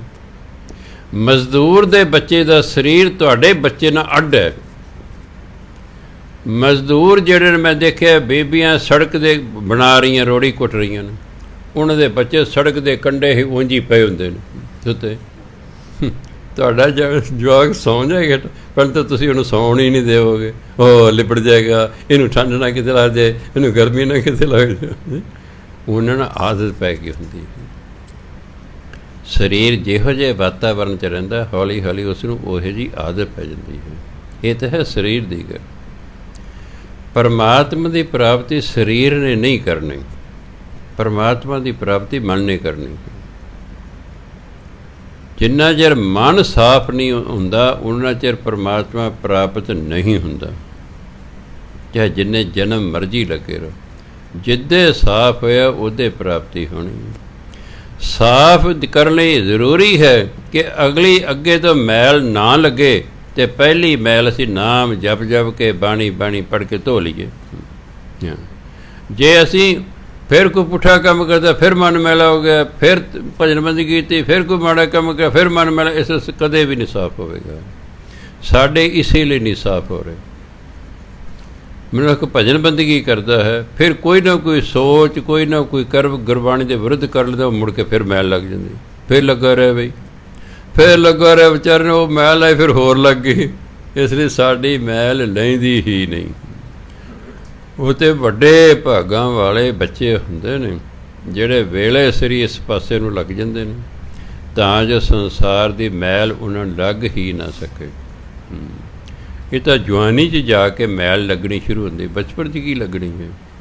ਬਚਪਨ 'ਚ ਕੀ ਲੱਗਣੀ? ਬਚਪਨ ਨਹੀਂ ਮੈਲ ਲੱਗਿਆ ਕਰਦੇ, ਜਵਾਨੀ ਤੋਂ ਸ਼ੁਰੂ ਹੁੰਦੀ ਹੈ ਮੈਲ ਲੱਗਣੀ। ਇਸ ਲਈ ਪਰਮਾਤਮਾ ਨੂੰ ਜਾਣ ਲੈਣਾ ਹੀ ਅੰਦਰ ਦਾ ਇਸ਼ਨਾਨ ਹੈ। ਅੰਤਰ ਕੀ ਗਤ ਗੁਰਮੁਖ ਜਾਣੇ। ਗਤ ਉਹਦੀ ਅਵਸਥਾ, ਜਿਹੜਾ ਗੁਰਮੁਖ ਹੁੰਦਾ ਹੈ, ਜਿਹੜਾ ਗੁਰੂ ਦੇ ਆਖੇ ਲੱਗਣ ਵਾਲਾ ਹੁੰਦਾ ਹੈ, ਉਹ ਅੰਦਰਲੀ ਅਵਸਥਾ ਨੂੰ ਜਾਣ ਲੈਂਦਾ ਹੈ। ਸਾਚ ਸ਼ਬਦ ਬਿਨ ਮਹਿਲ ਨਾ ਪਛਾਣ, ਕਿਉਂਕਿ ਪਰਮਾਤਮਾ ਦੇ ਨਾਮ ਤੋਂ ਬਿਨਾਂ ਪਰਮਾਤਮਾ ਦੇ ਮਹਿਲ ਦਾ ਪਤਾ ਹੀ ਨਹੀਂ ਲੱਗਦਾ ਹੈ। ਅਸੀਂ ਪਰਮਾਤਮਾ ਦੇ ਨਾਮ ਤੋਂ ਬਿਨਾਂ ਅਸੀਂ ਪਰਮਾਤਮਾ ਦੇ ਮਹਿਲ ਵਿੱਚ ਪਹੁੰਚ ਹੀ ਨਹੀਂ ਸਕਦੇ। ਨਿਰੰਕਾਰ ਮੈਂ ਆਕਾਰ ਸਮਾਵੈ, ਅਕਾਲ ਕਲਾ, ਇਹਨੂੰ ਅਕਲ ਕਲਾ ਨਹੀਂ ਪੜ੍ਹਨਾ। ਜਿਹੜੀ ਅਕਲ ਹੁੰਦੀ ਹੈ ਲੱਲੇ ਨੂੰ ਸਿਹਾਰੀ ਹੁੰਦੀ ਹੈ। ਇਹ ਹੈ ਅਕਾਲ ਕਲਾ, ਉਹ ਸ਼ਕਤੀ ਜਿਹਦੇ ਟੋਟੇ ਨਹੀਂ ਹੋ ਸਕਦੇ। ਕਾਲ ਹੁੰਦਾ ਟੁਕੜੇ, ਕਲਪੁਰਜੇ ਨਹੀਂ ਹੁੰਦਾ ਵੀ ਕੰਪੋਨੈਂਟਸ ਤਿਆਰ ਕਰਦੇ ਕਾਰਖਾਨਾ, ਕਲਪੁਰਜੇ ਹੈ। ਪੂਰੀ ਮਸ਼ੀਨ ਨਹੀਂ ਤਿਆਰ ਕਰਦੇ, ਮਸ਼ੀਨ ਦੇ ਪੁਰਜੇ ਤਿਆਰ ਕਰਦੇ ਨੇ। ਉਹ ਪੁਰਜਿਆਂ ਨੂੰ ਜੋੜ ਜੋੜ ਫਿਰ ਕੇ ਮਸ਼ੀਨ ਬਣਾ ਲੈਂਦੇ ਨੇ।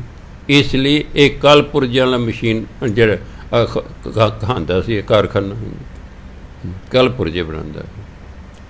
ਮਸ਼ੀਨ ਦੀ ਜਿੰਨੀਆਂ ਚੀਜ਼ਾਂ ਪੈਂਦੀਆਂ ਉਹ ਪੁਰਜੇ ਬਣਾਉਂਦਾ ਹੈ। ਕਾਲ ਹੁੰਦਾ ਟੁਕੜੇ, ਅਕਾਲ ਜਿਹਦੇ ਟੁਕੜੇ ਹੀ ਨਾ ਹੋ ਸਕਣ। ਪਰਮਾਤਮਾ ਐਸੀ ਕਲਾ ਸ਼ਕਤੀ ਹੈ ਜਿਹਦੇ ਟੁਕੜੇ ਹੀ ਨਹੀਂ ਹੋ ਸਕਦੇ। ਅਕਾਲ ਕਲਾ ਦਾ ਭਾਵ ਹੈ ਪਰਮਾਤਮਾ। ਕਹਿੰਦਾ ਜਿਹੜਾ ਗੁਰਮੁਖ ਹੁੰਦਾ ਨਾ, ਉਹਨੂੰ ਪਤਾ ਹੈ ਕਿ ਪਰਮਾਤਮਾ ਭਾਵੇਂ ਨਿਰੰਕਾਰ ਹੈ, ਨਿਰਆਕਾਰ। ਹਿੰਦੀ ਦੇ ਦੋ ਸ਼ਬਦ ਨੇ, ਨਿਰਆਕਾਰ। ਜਦੋਂ ਉਹਨਾਂ ਦੀ ਸੰਧੀ ਕੀਤੀ, ਇੱਕ ਹੁੰਦਾ ਸੰਧੀ, ਇੱਕ ਹੁੰਦਾ ਸੰਧੀ ਛੇਦ। ਸੰਧੀ ਅੰਦਰ ਦੋ ਚੀਜ਼ਾਂ ਨੂੰ ਮਿਲਾਉਣਾ, ਸੰਧੀ ਛੇਦ ਦੋ ਤੋਂ ਇੱਕ ਚੀਜ਼ ਤੋਂ ਦੋ ਬਣਾ ਦੇਣਾ, ਅੱਡ ਕਰ ਦੇਣਾ। ਇਹ ਸੰਧੀ ਹੈ ਦੋ ਸ਼ਬਦਾਂ ਦੀ, ਨਿਰੰਕਾਰ ਨਿਰਆਕਾਰ, ਜਿਹਦਾ ਆਕਾਰ ਹੀ ਕੋਈ ਨਹੀਂ। ਪਰਮਾਤਮਾ ਦਾ ਆਕਾਰ ਹੀ ਕੋਈ ਨਹੀਂ, ਇਸ ਲਈ ਉਹਨੂੰ ਕਹਿੰਦੇ ਨਿਰੰਕਾਰ। ਜਿਵੇਂ ਵਾਹ ਗੁਰੂ ਦੋ ਸ਼ਬਦ ਨੇ, ਜਦੋਂ ਇਹਨਾਂ ਦੀ ਸੰਧੀ ਕਰਾਂਗੇ ਸ਼ਬਦ ਬਣ ਗਿਆ ਵਾਹਿਗੁਰੂ, ਉਹ ਇਕੱਠਾ ਹੋ ਜਾਏਗਾ। ਵਾਹਿਗੁਰੂ ਦੇ ਜਦੋਂ ਦੋ ਹਿੱਸੇ ਕਰੋਗੇ ਹੋ ਜਾਏਗਾ ਵਾਹ ਪਲੱਸ ਗੁਰੂ।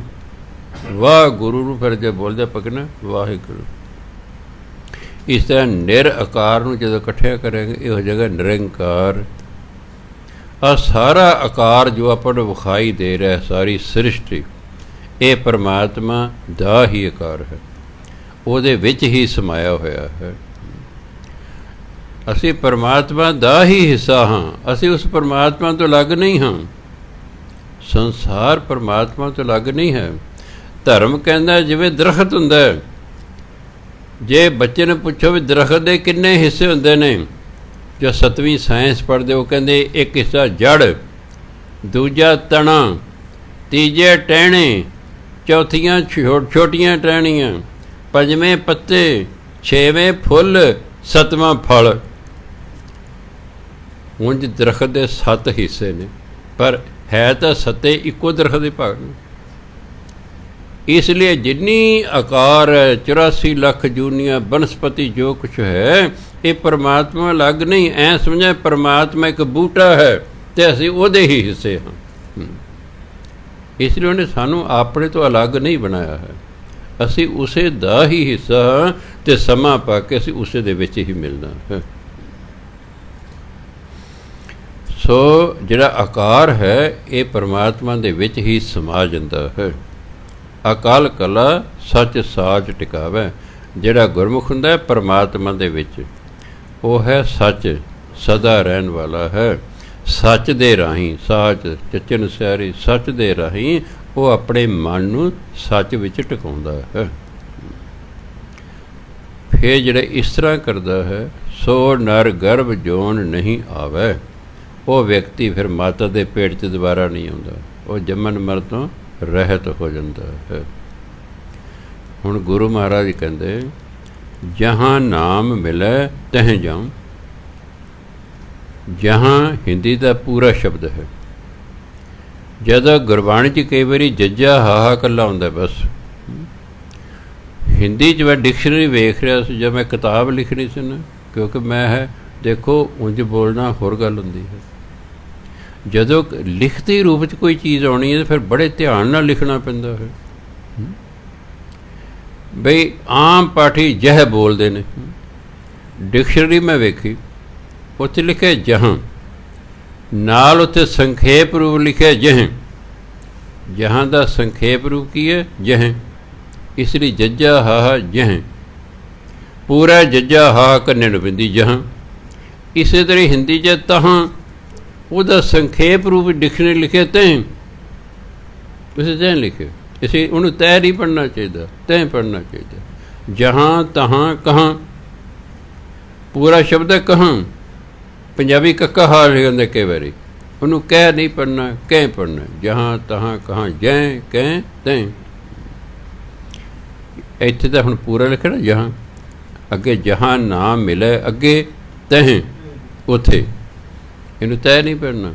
ਜਿਹੜਾ ਤੈਅ ਹੋਏਗਾ ਹਾਹੇ ਨੂੰ ਸਿਹਾਰੀ ਹੋਵੇਗੀ, ਕੱਪੜੇ ਦੀ ਤੈਅ ਲਾ ਦਿਓ ਜੀ, ਉਹ ਹਾਹੇ ਨੂੰ ਸਿਹਾਰੀ ਹੋਵੇਗੀ ਗੁਰਬਾਣੀ 'ਚ। ਇਹ ਤਹਿ ਜਹਾਂ ਨਾ ਮਿਲੇ ਤਹਿ ਜਾਉ। ਗੁਰੂ ਮਹਾਰਾਜ ਕਹਿੰਦੇ ਜਿੱਥੇ ਮੈਨੂੰ ਨਾ ਮਿਲ ਸਕਦਾ ਮੈਂ ਉੱਥੇ ਜਾਣ ਲਈ ਤਿਆਰ ਹਾਂ। ਕਹਿੰਦੇ ਜਿੱਥੇ ਮੈਨੂੰ ਨਾ ਮਿਲ ਸਕਦਾ ਨਾ ਮੈਂ ਉੱਥੇ ਜਾਣ ਲਈ ਤਿਆਰ ਹਾਂ। ਗੁਰ ਪ੍ਰਸਾਦੀ ਕਰਮ ਕਮਾਉ, ਫਿਰ ਮੈਂ ਗੁਰੂ ਦੀ ਕਿਰਪਾ ਨਾਲ ਉਹ ਕਰਮ ਕਰਾਂਗਾ। ਨਾਮ ਮਿਲ ਗਿਆ ਹੈ, ਹੁਣ ਨਾਮ ਦੀ ਕਮਾਈ ਵੀ ਤਾਂ ਕਰਨੀ ਹੈ, ਕਮਾਈ ਕਰਨੀ, ਨਾਮ ਜਪਣਾ ਹੈ। ਜਿੰਨਾ ਵੱਧ ਤੋਂ ਵੱਧ ਵੀ ਜਪ ਸਕਦੇ ਹੋ, ਜਿੰਨਾ ਵੀ ਸਮਾਂ ਮਿਲੇ ਉਹਦਾ ਸਦਉਪਯੋਗ ਕਰਨਾ। ਕੁਝ ਚੀਜ਼ਾਂ ਨੇ ਇਹ ਵਾਰੀ ਵਾਰੀ ਨਹੀਂ ਮਿਲਦੀਆਂ। ਕਹਿੰਦੇ ਇੱਕ ਵਾਰੀ ਜਿਹੜਾ ਸਮਾਂ ਲੰਘ ਗਿਆ ਨਾ ਵਾਪਸ ਨਹੀਂ ਆਉਂਦਾ, ਜਿਹੜਾ ਲੰਘ ਗਿਆ ਲੰਘ ਗਿਆ। ਫਿਰ ਪਛਤਾਵਾ ਹੁੰਦਾ ਹੈ। ਕਈ ਜਿਹੜੇ ਬਹੁਤ ਲੇਟ ਇਸ ਪਾਸੇ ਲੱਗੇ ਨੇ, ਜਦੋਂ ਉਹਨੂੰ ਸੋਝੀ ਆਉਂਦੀ ਹੈ ਉਹਨੂੰ ਪਤਾ ਲੱਗਦਾ ਵੀ ਓਹੋ ਅਸੀਂ ਇੰਨੇ ਸਾਲ ਨਾਲ ਸਤ ਸੰਗਤ ਤੋਂ ਬਿਨਾਂ ਗੁਜ਼ਾਰਦੇ। ਉਹਨੂੰ ਅਫਸੋਸ ਹੁੰਦਾ ਵੀ ਪਹਿਲਾਂ ਕਿਉਂ ਨਾ ਲੱਗੇ, ਪਹਿਲਾਂ ਕਿਉਂ ਨਾ ਲੱਗੇ। ਜਾਂ ਜਿੰਨੀ ਮਿਹਨਤ ਕਰਨੀ ਚਾਹੀਦੀ, ਸਮਾਂ ਹੈ ਮਿਹਨਤ ਨਹੀਂ ਕਰ ਰਹੇ। ਬੁਢਾਪੇ 'ਚ ਹੁੰਦੀ ਕੋਈ ਨਹੀਂ।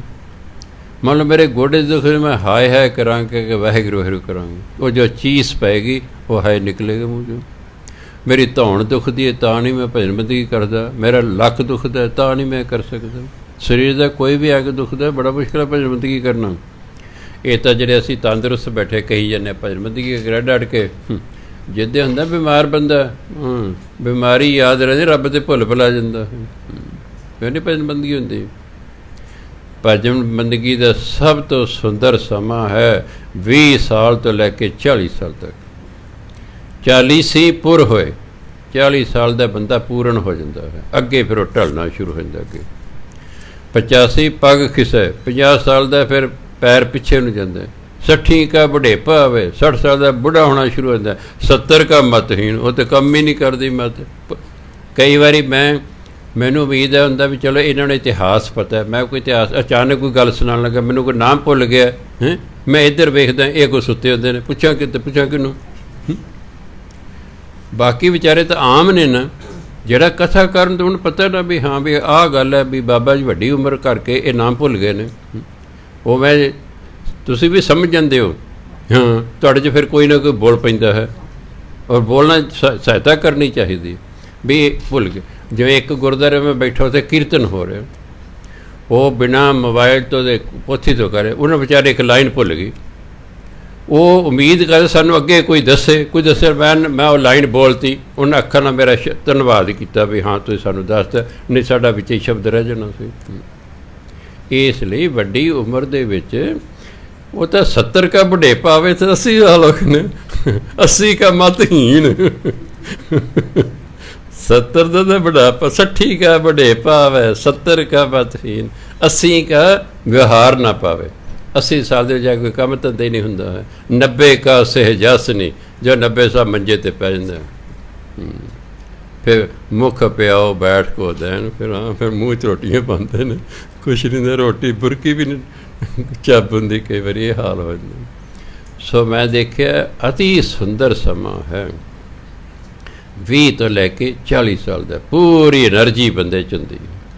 ਘੰਟਿਆਂ ਬੱਧੀ ਤੁਸੀਂ ਕੋਈ ਕੰਮ ਕਰ ਸਕਦੇ ਹੋ, ਪੜ੍ਹਾਈ ਕਰਨੇ ਘੰਟਿਆਂ ਬੱਧੀ ਕਰ ਸਕਦੇ ਹੋ, ਭਜਨ ਬੰਦਗੀ ਕਰਨੇ ਘੰਟਿਆਂ ਬੱਧੀ ਕਰ ਸਕਦੇ ਹੋ। ਅੱਗੇ ਅੱਗੇ ਫਿਰ ਜੀ ਕਰਦਾ ਭਜਨ ਬੰਦਗੀ ਕਰਨ ਨੂੰ, ਹੁੰਦੀ ਨਹੀਂ।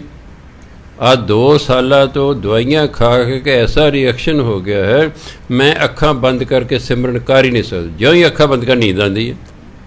ਜਿੰਨੀ ਵੀ ਮੈਨੂੰ ਸਿਮਰਨ ਕਰਨਾ ਪੈਂਦਾ ਅੱਖਾਂ ਖੋਲ੍ਹ ਕੇ ਕਰਨਾ ਪੈਂਦਾ, ਨਹੀਂ ਤਾਂ ਪਹਿਲਾਂ ਘੰਟਿਆਂ ਬੱਧੀ ਅੱਖਾਂ ਬੰਦ ਕਰਕੇ ਬੈਠੇ ਰਹਿੰਦੇ ਹੁੰਦੇ ਸੀ। ਹਾਂ ਕਿਉਂ, ਉਦੋਂ ਐਨਰਜੀ ਸੀ। ਇਕੱਲਾ ਜਦੋਂ ਮੈਂ ਰਹਿੰਦਾ ਸੀ, ਨੌਕਰੀ ਵੀ ਕਰਨੀ ਹੈ, ਆਪਣੇ ਰੋਟੀਆਂ ਪਕਾ ਕੇ ਵੀ ਖਾਣੀ ਹੈ, ਕੱਪੜੇ ਵੀ ਆਪਣੇ ਆਪ ਧੋਣੇ ਨੇ, ट्यूशन भी करनी है, अपनी अगे पढ़ाई भी करनी है, भजन बंदगी भी करनी है। हाँ, किन्ना कुछ करता सी मैं, नौकरी भी करनी है, फिर रोटी पानी भी अपने 2-3 टाइम आप बना के खानी है, भांडे भी आप मांजे, सब्जी भी आप बनाने, कपड़े भी अपने आप धोने ने, ट्यूशन भी करनी है, ट्यूशन भी करनी है, तो भजन बंदगी भी करनी है। क्यों? उहदा एनर्जी हुंदी है। हुण वेल है, हुण एनर्जी कोई नहीं, हुण वेल है, कोई चिंता नहीं, कोई फिक्र नहीं कल दा, ना खाण दा, ना पीण दा, ना पहनण दा, ना रहण दा, ना माया दा। इस पॉइंट तो दास बड़े सालों तो निश्चिंत है, दास की किरपा है, किसी चीज़ की कोई कमी नहीं है। पर हुण उन्नी हुंदी नहीं है, चाहण के बावजूद जिन्नी जवानी च भजनबंदी कर सको उन्नी नहीं हुंदी हैगी। इसलिए मैं कहना जेड़े भी मेरी कथा सुन रहे हैं, 20 साल तो लैके 40 साल की उम्र है, तुसी जो मर्जी कर लो, पर दुख मैनू इसका जिन्ने भी बुरे काम किए जा रहे हैं 20 साल तो लैके 40 साल के विच किए जाते, जिन्नियां भी बुराइयां ने, लुट्टां खोहां डाके चोरियां मार धाड़ सब कुछ ये जवानी च हुंदा। सानू जवानी वरतन की जाच ही नहीं आई है, लोगों ने अपनी जिंदगियां बर्बाद कर लिया ने। आ जेलों च बैठे ने, ये जवानी वेले दे बैठे ने, बुढ़ापे तो किसी विरले टावे नूं जेल होंदी है, सब जवानी वेले पुठे काम करदा बंदा, तो जवानी वेले ही भजन बंदगी हुंदी है। इसलिए जिन्ना चिर शरीर चलदा ना कर लो, नहीं तो मगरों पछतावा होवेगा। अब पछताए क्या होत जब चिड़ियाँ चुग गई खेत, जो खेत ही चिड़ियाँ चुग गई। मैंने याद पहले मक्की बीजी होनी, तोतियां ने आ जाने और ढोल लैके बजाना खेत च, बिड़ाओ इन्होंने तो खा जाएंगे, डरना तोते ताते उड़ जाएंगे। हाँ, जानवर आ जाते हैं। जे तो सारे पासे मक्की ही मक्की बीजी हो, फिर तो चलो वारी सिर आ गए ना, कदे कल हुण एक अद्धे किला मक्की वाले तो किते है नहीं, सारे उत्थे ही होंदे ने। कोई लंघ रहा उन्हें भी छली तोड़ के लै जानी है, कोई जानवर आ गए, बंदर आ गए, उन्हें सारे बूटे खराब कर देने। सावधान रहना पैंदा। जिवें किसान अपनी फसल नूं बीमारियां तो इन्हां चीज़ों दा बचाउण दी कोशिश करदा है, जे किते असीं अपने आप नूं बुराइयां तो बचाउण दी कोशिश करें असीं तो कुछ दा कुछ हो जाइए।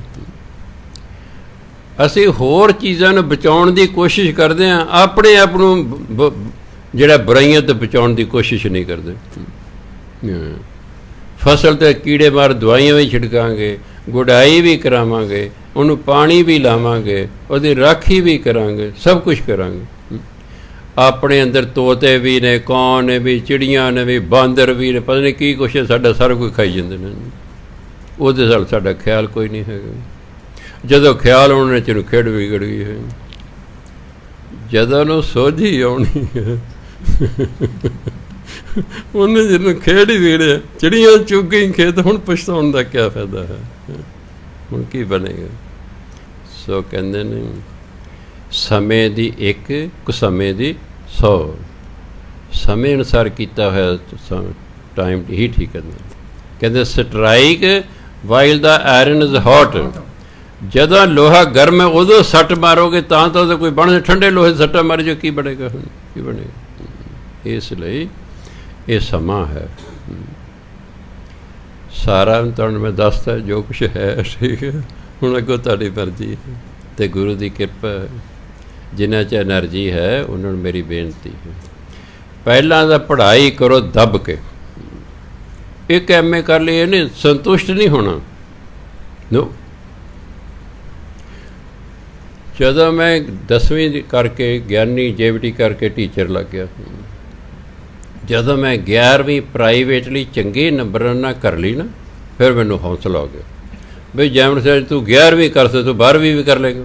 ਫਿਰ ਮੈਂ 12ਵੀਂ ਕਰ ਲਈ। ਮੈਂ ਜੇ ਤੂੰ 12ਵੀਂ ਕਰ ਤੂੰ 13ਵੀਂ ਵੀ ਕਰ ਲੇਗਾ। ਫਿਰ ਮੈਂ 13ਵੀਂ, ਮੈਂ ਜੋ 13ਵੀਂ ਕਰ ਤੂੰ 14ਵੀਂ ਵੀ ਕਰ ਲੇਗਾ। ਫਿਰ ਮੈਂ ਕਿਹਾ ਜੇ ਤੂੰ BA ਕਰਕੇ MA ਵੀ ਕਰ ਲੇਗਾ। ਫਿਰ ਇੱਕ MA, ਮੈਂ ਤੂੰ ਇੱਕ MA ਕਰ ਲੈ, ਦੂਜੀ ਵੀ ਕਰ ਸਕਦਾ, ਦੂਜੀ ਕਰ ਲਈ ਮੈਂ ਤੂੰ ਤੀਜੀ ਵੀ ਕਰ ਸਕਦਾ ਹੈ। ਲਗੇ ਅਗਰ ਤੁਸੀਂ ਬਿਨਾਂ ਨਕਲ ਮਾਰੇ ਪਾਸ ਹੋਏ ਹੋ, और नकल मार के पास, फिर तो गल खत्म है ना। फिर तो की करना कराना, तो की रंग लाने लगे। ਅਗਰ ਮਿਹਨਤ ਕਰਕੇ ਤੁਸੀਂ ਪਾਸ ਹੋਏ ਹੋ, ਪੜ੍ਹਦੇ ਰਹੋ। ਸਾਡੇ ਵੇਲੇ ਤਾਂ ਨਾ ਟਿਊਸ਼ਨ ਨਾ ਕੋਈ ਸਹੂਲਤਾਂ। ਪਿੰਡਾਂ 'ਚ ਤਾਂ ਮੈਂ ਨੌਕਰੀ ਕਰਦਾ ਸੀ, ਕੋਈ ਇਹ ਵੀ ਨਹੀਂ ਕੋਈ ਉੱਥੇ ਕੋਈ ਪ੍ਰੋਫੈਸਰ ਸੀ ਨੇੜੇ ਤੇੜੇ ਜਿਸ ਤੋਂ ਕੋਈ ਟਿਊਸ਼ਨ ਹੀ ਪੜ੍ਹ ਲੈਣੀ ਸੀ ਨਾ, ਆਪ ਹੀ ਮੱਥਾ ਮਾਰਿਆ ਸਰ। ਸਾਰੀ ਉਮਰ ਜਿਹੜਾ ਟਿਊਸ਼ਨ ਹੀ ਨਹੀਂ ਕੀਤੀ, ਪਹਿਲੀ ਤੋਂ ਲੈ ਕੇ MA ਤੱਕ, ਇਹਦੀ ਲੋੜ ਹੀ ਨਹੀਂ ਪਈ। ਦਾਤੇ ਦੀ ਕਿਰਪਾ ਸੀ, ਮਿਹਨਤੀ ਸੁਭਾਅ ਦਾਤੇ ਨੇ ਦਿੱਤਾ ਸੀ। ਦਿਮਾਗ ਤਾਂ ਦੇਖੋ ਦਾਤੇ ਨੇ ਦੇਣਾ, ਕਿਸੇ ਨੂੰ ਵੱਧ ਦਿੱਤਾ, ਕਿਸੇ ਨੂੰ ਘੱਟ ਦਿੱਤਾ, ਪਰ ਮਿਹਨਤ ਦੇ ਬੰਦਾ ਆਪਣੇ ਯਤਨ ਨਾਲ ਕਰ ਸਕਦਾ। ਅਗਰ ਨੂੰ ਸੋਝੀ ਆ ਜਾਏ ਤਾਂ ਚਲੋ ਅੱਗੇ ਜਾ ਕੇ ਜਦੋਂ ਪਹੁੰਚ ਜਾਂਦਾ ਬੰਦਾ, ਫਿਰ ਤੁਹਾਨੂੰ ਪਤਾ ਹੈ ਵੀ ਜਿਹੜਾ ਮਿਹਨਤ ਦਾ ਗੁਣ ਹੈ ਇਹ ਵੀ ਪਰਮਾਤਮਾ ਨੇ ਪੈਦਾ ਕੀਤਾ ਹੋਇਆ ਹੈ।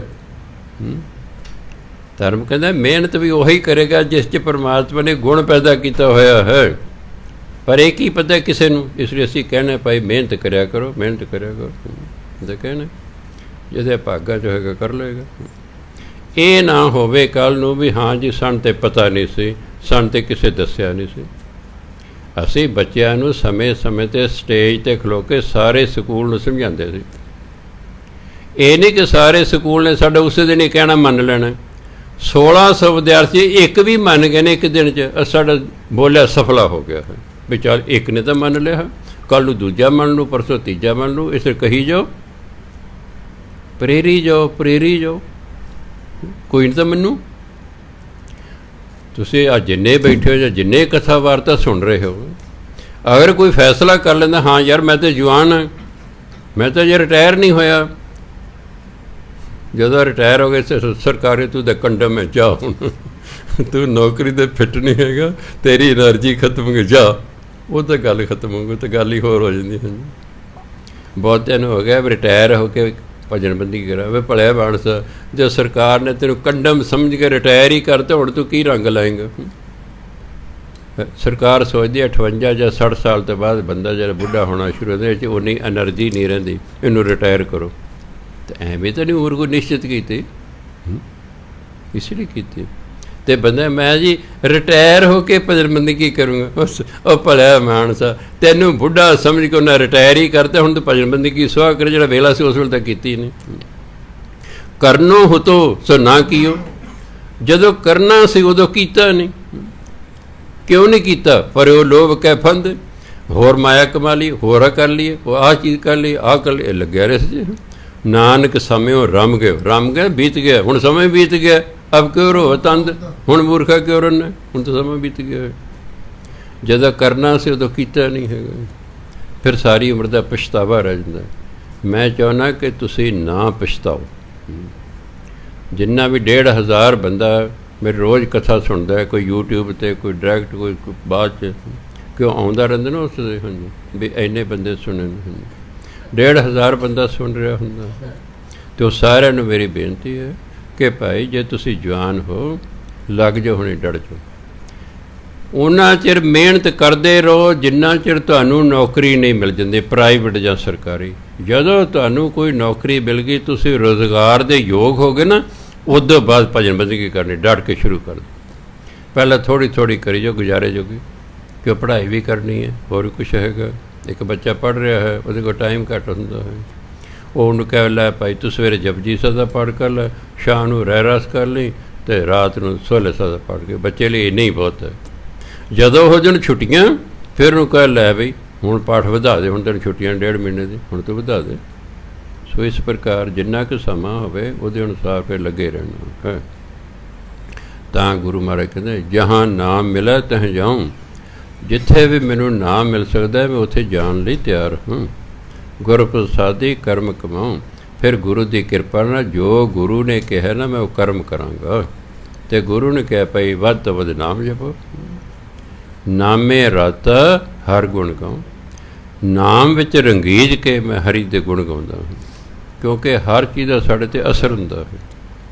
ਜਿਵੇਂ ਸੰਗਤ ਦਾ ਅਸਰ ਹੈ, ਚੰਗੀ ਦਾ ਵੀ ਮੰਦੀ ਦਾ ਵੀ, ਨਾਮ ਨੇ ਵੀ ਸਾਡੇ 'ਤੇ ਆਪਣਾ ਰੰਗ ਚੜ੍ਹਾਉਣਾ ਹੈ। ਨਾਮ ਜਪਦਿਆਂ ਨਾਮ ਦਾ ਰੰਗ ਸਾਡੇ 'ਤੇ ਚੜ੍ਹ ਜਾਂਦਾ ਹੈ, ਫਿਰ ਬੰਦਾ ਲੱਗਾ ਰਹਿੰਦਾ ਹੈ।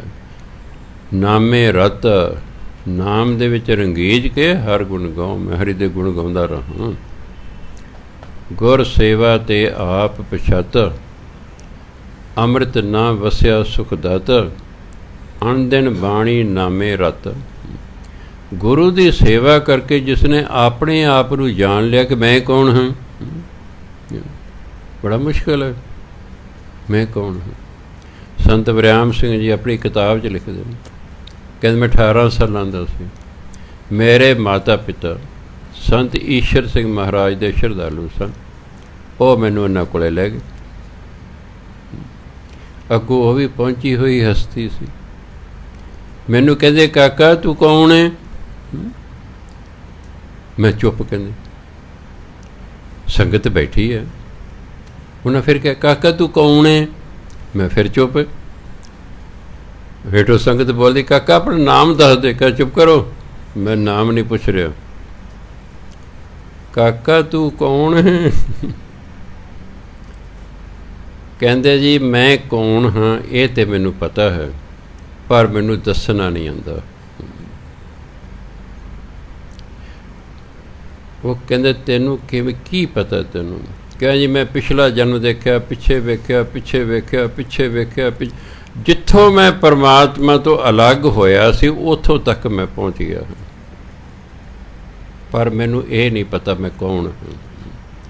ਕਹਿੰਦੇ ਮਹਾਂਪੁਰਖ ਅੱਖਾਂ ਬੰਦ ਕਰ ਲਓ। ਕਿੰਨੇ ਮਿੰਟ ਅੱਖਾਂ ਨਹੀਂ ਖੋਲ੍ਹੀਆਂ, ਸੰਗਤ ਬੈਠੀ ਦੇਖ ਰਹੇ ਵੀ ਦੇਖੋ ਕੀ ਯਾਦ ਨਹੀਂ। ਬਹੁਤ ਸਮੇਂ ਬਾਅਦ ਅੱਖਾਂ ਖੋਲ੍ਹੀਆਂ, ਕਹਿੰਦੇ ਕਾਕਾ ਇੱਕੋ ਕਦਮ ਤੇਰਾ ਪੁੱਟਣਾ ਰਹਿ ਗਿਆ, ਬਸ ਉਹ ਪੁੱਟ ਲੈ ਤੇ ਪੂਰਨ ਪੂਰਨ। ਇਸ ਲਈ ਮੈਂ ਕੌਣ ਹਾਂ ਬਹੁਤ ਮੁਸ਼ਕਿਲ ਹੈ ਜਾਣਨਾ। ਅਸੀਂ ਰੱਬ ਦੀ ਅੰਸ਼ ਹਾਂ, ਰੱਬ ਦੇ ਵਿੱਚੋਂ ਅਸੀਂ ਅਲੱਗ ਹੋਏ। ਅਸੀਂ ਹੈ ਪਰਮਾਤਮਾ ਹੀ ਸੀ, ਹੁਣ ਅਸੀਂ ਪਰਮਾਤਮਾ ਦੀ ਅੰਸ਼ ਹੋ ਗਏ ਕਿ ਉਹਦਾ ਇੱਕ ਹਿੱਸਾ ਅਸੀਂ ਹਾਂ, ਅਸੀਂ ਉਸੇ 'ਚੋਂ ਹੀ ਨਿਕਲੇ ਹੋਏ ਹਾਂ। ਸਮਾਂ ਪਾ ਕੇ ਅਸੀਂ ਉਸੇ ਦੇ ਵਿੱਚ ਹੀ ਮਿਲਣਾ ਹੈ, ਅਤੇ ਉਹ ਭਜਨ ਬੰਦਗੀ ਰਾਹੀਂ ਸਮਾਂ ਪਾ ਕੇ ਉਹਦੇ ਵਿੱਚ ਹੀ ਮਿਲਣਾ ਹੈ, ਉਹਦਾ ਹੀ ਰੂਪ ਹੋ ਜਾਣਾ ਹੈ। ਗੁਰੂ ਦੀ ਸੇਵਾ ਕਰਕੇ ਮਨੁੱਖ ਨੂੰ ਆਪਣੇ ਆਪ ਦਾ ਪਤਾ ਲੱਗਦਾ ਹੈ। ਅੰਮ੍ਰਿਤ ਨਾਮ ਵਸਿਆ ਸੁਖ ਦਾਤਾ, ਉਹਦੇ ਅੰਦਰ ਅੰਮ੍ਰਿਤ ਨਾਮ ਦਾ ਪਰਮਾਤਮਾ ਦਾ ਨਾਮ, ਸੁਖ ਦਾਤਾ ਪਰਮਾਤਮਾ ਦਾ ਨਾਮ, ਸੁੱਖਾਂ ਦਾ ਦਾਤਾ ਹੈ, ਸੁੱਖ ਦੇਣ ਵਾਲਾ ਹੈ। ਨਾਮ ਸੁੱਖ ਦਿੰਦਾ ਹੈ, ਉਹ ਹਿਰਦੇ 'ਚ ਵਸ ਜਾਂਦਾ ਹੈ। ਪਰਮਾਤਮਾ ਦਾ ਨਾਮ ਜੋ ਸੁਖ ਦਾਤਾ ਹੈ, ਸੁਖ ਦੇਣ ਵਾਲਾ ਹੈ, ਉਹ ਕਹਿੰਦੇ ਅੰਦਰ ਵਸ ਜਾਂਦਾ ਹੈ। ਫਿਰ ਕੀ ਹੁੰਦਾ? ਅਣ ਦਿਨ ਬਾਣੀ ਨਾਮੇ ਰਤ। ਫਿਰ ਬੰਦਾ ਦਿਨ ਰਾਤ ਬਾਣੀ ਅਤੇ ਨਾਮ ਨਾਲ ਰੰਗਿਆ ਰਹਿੰਦਾ, ਕਦੇ ਬਾਣੀ ਪੜ੍ਹ ਲਈ, ਕਦੇ ਨਾਮ ਜਪ ਲਿਆ, ਕਦੇ ਬਾਣੀ ਪੜ੍ਹ ਲਈ, ਕਦੇ ਨਾਮ ਜਪ ਲਿਆ, ਇਹਦਾ ਉਸ 'ਤੇ ਅਸਰ ਹੋ ਜਾਂਦਾ ਹੈ। ਸੋ ਸਤਿਕਾਰਯੋਗ ਸਾਧ ਸੰਗਤ ਸਮਾਂ ਹੋ ਗਿਆ। ਵਾਹਿਗੁਰੂ ਜੀ ਕਾ ਖਾਲਸਾ, ਵਾਹਿਗੁਰੂ ਜੀ ਕੀ ਫਤਿਹ।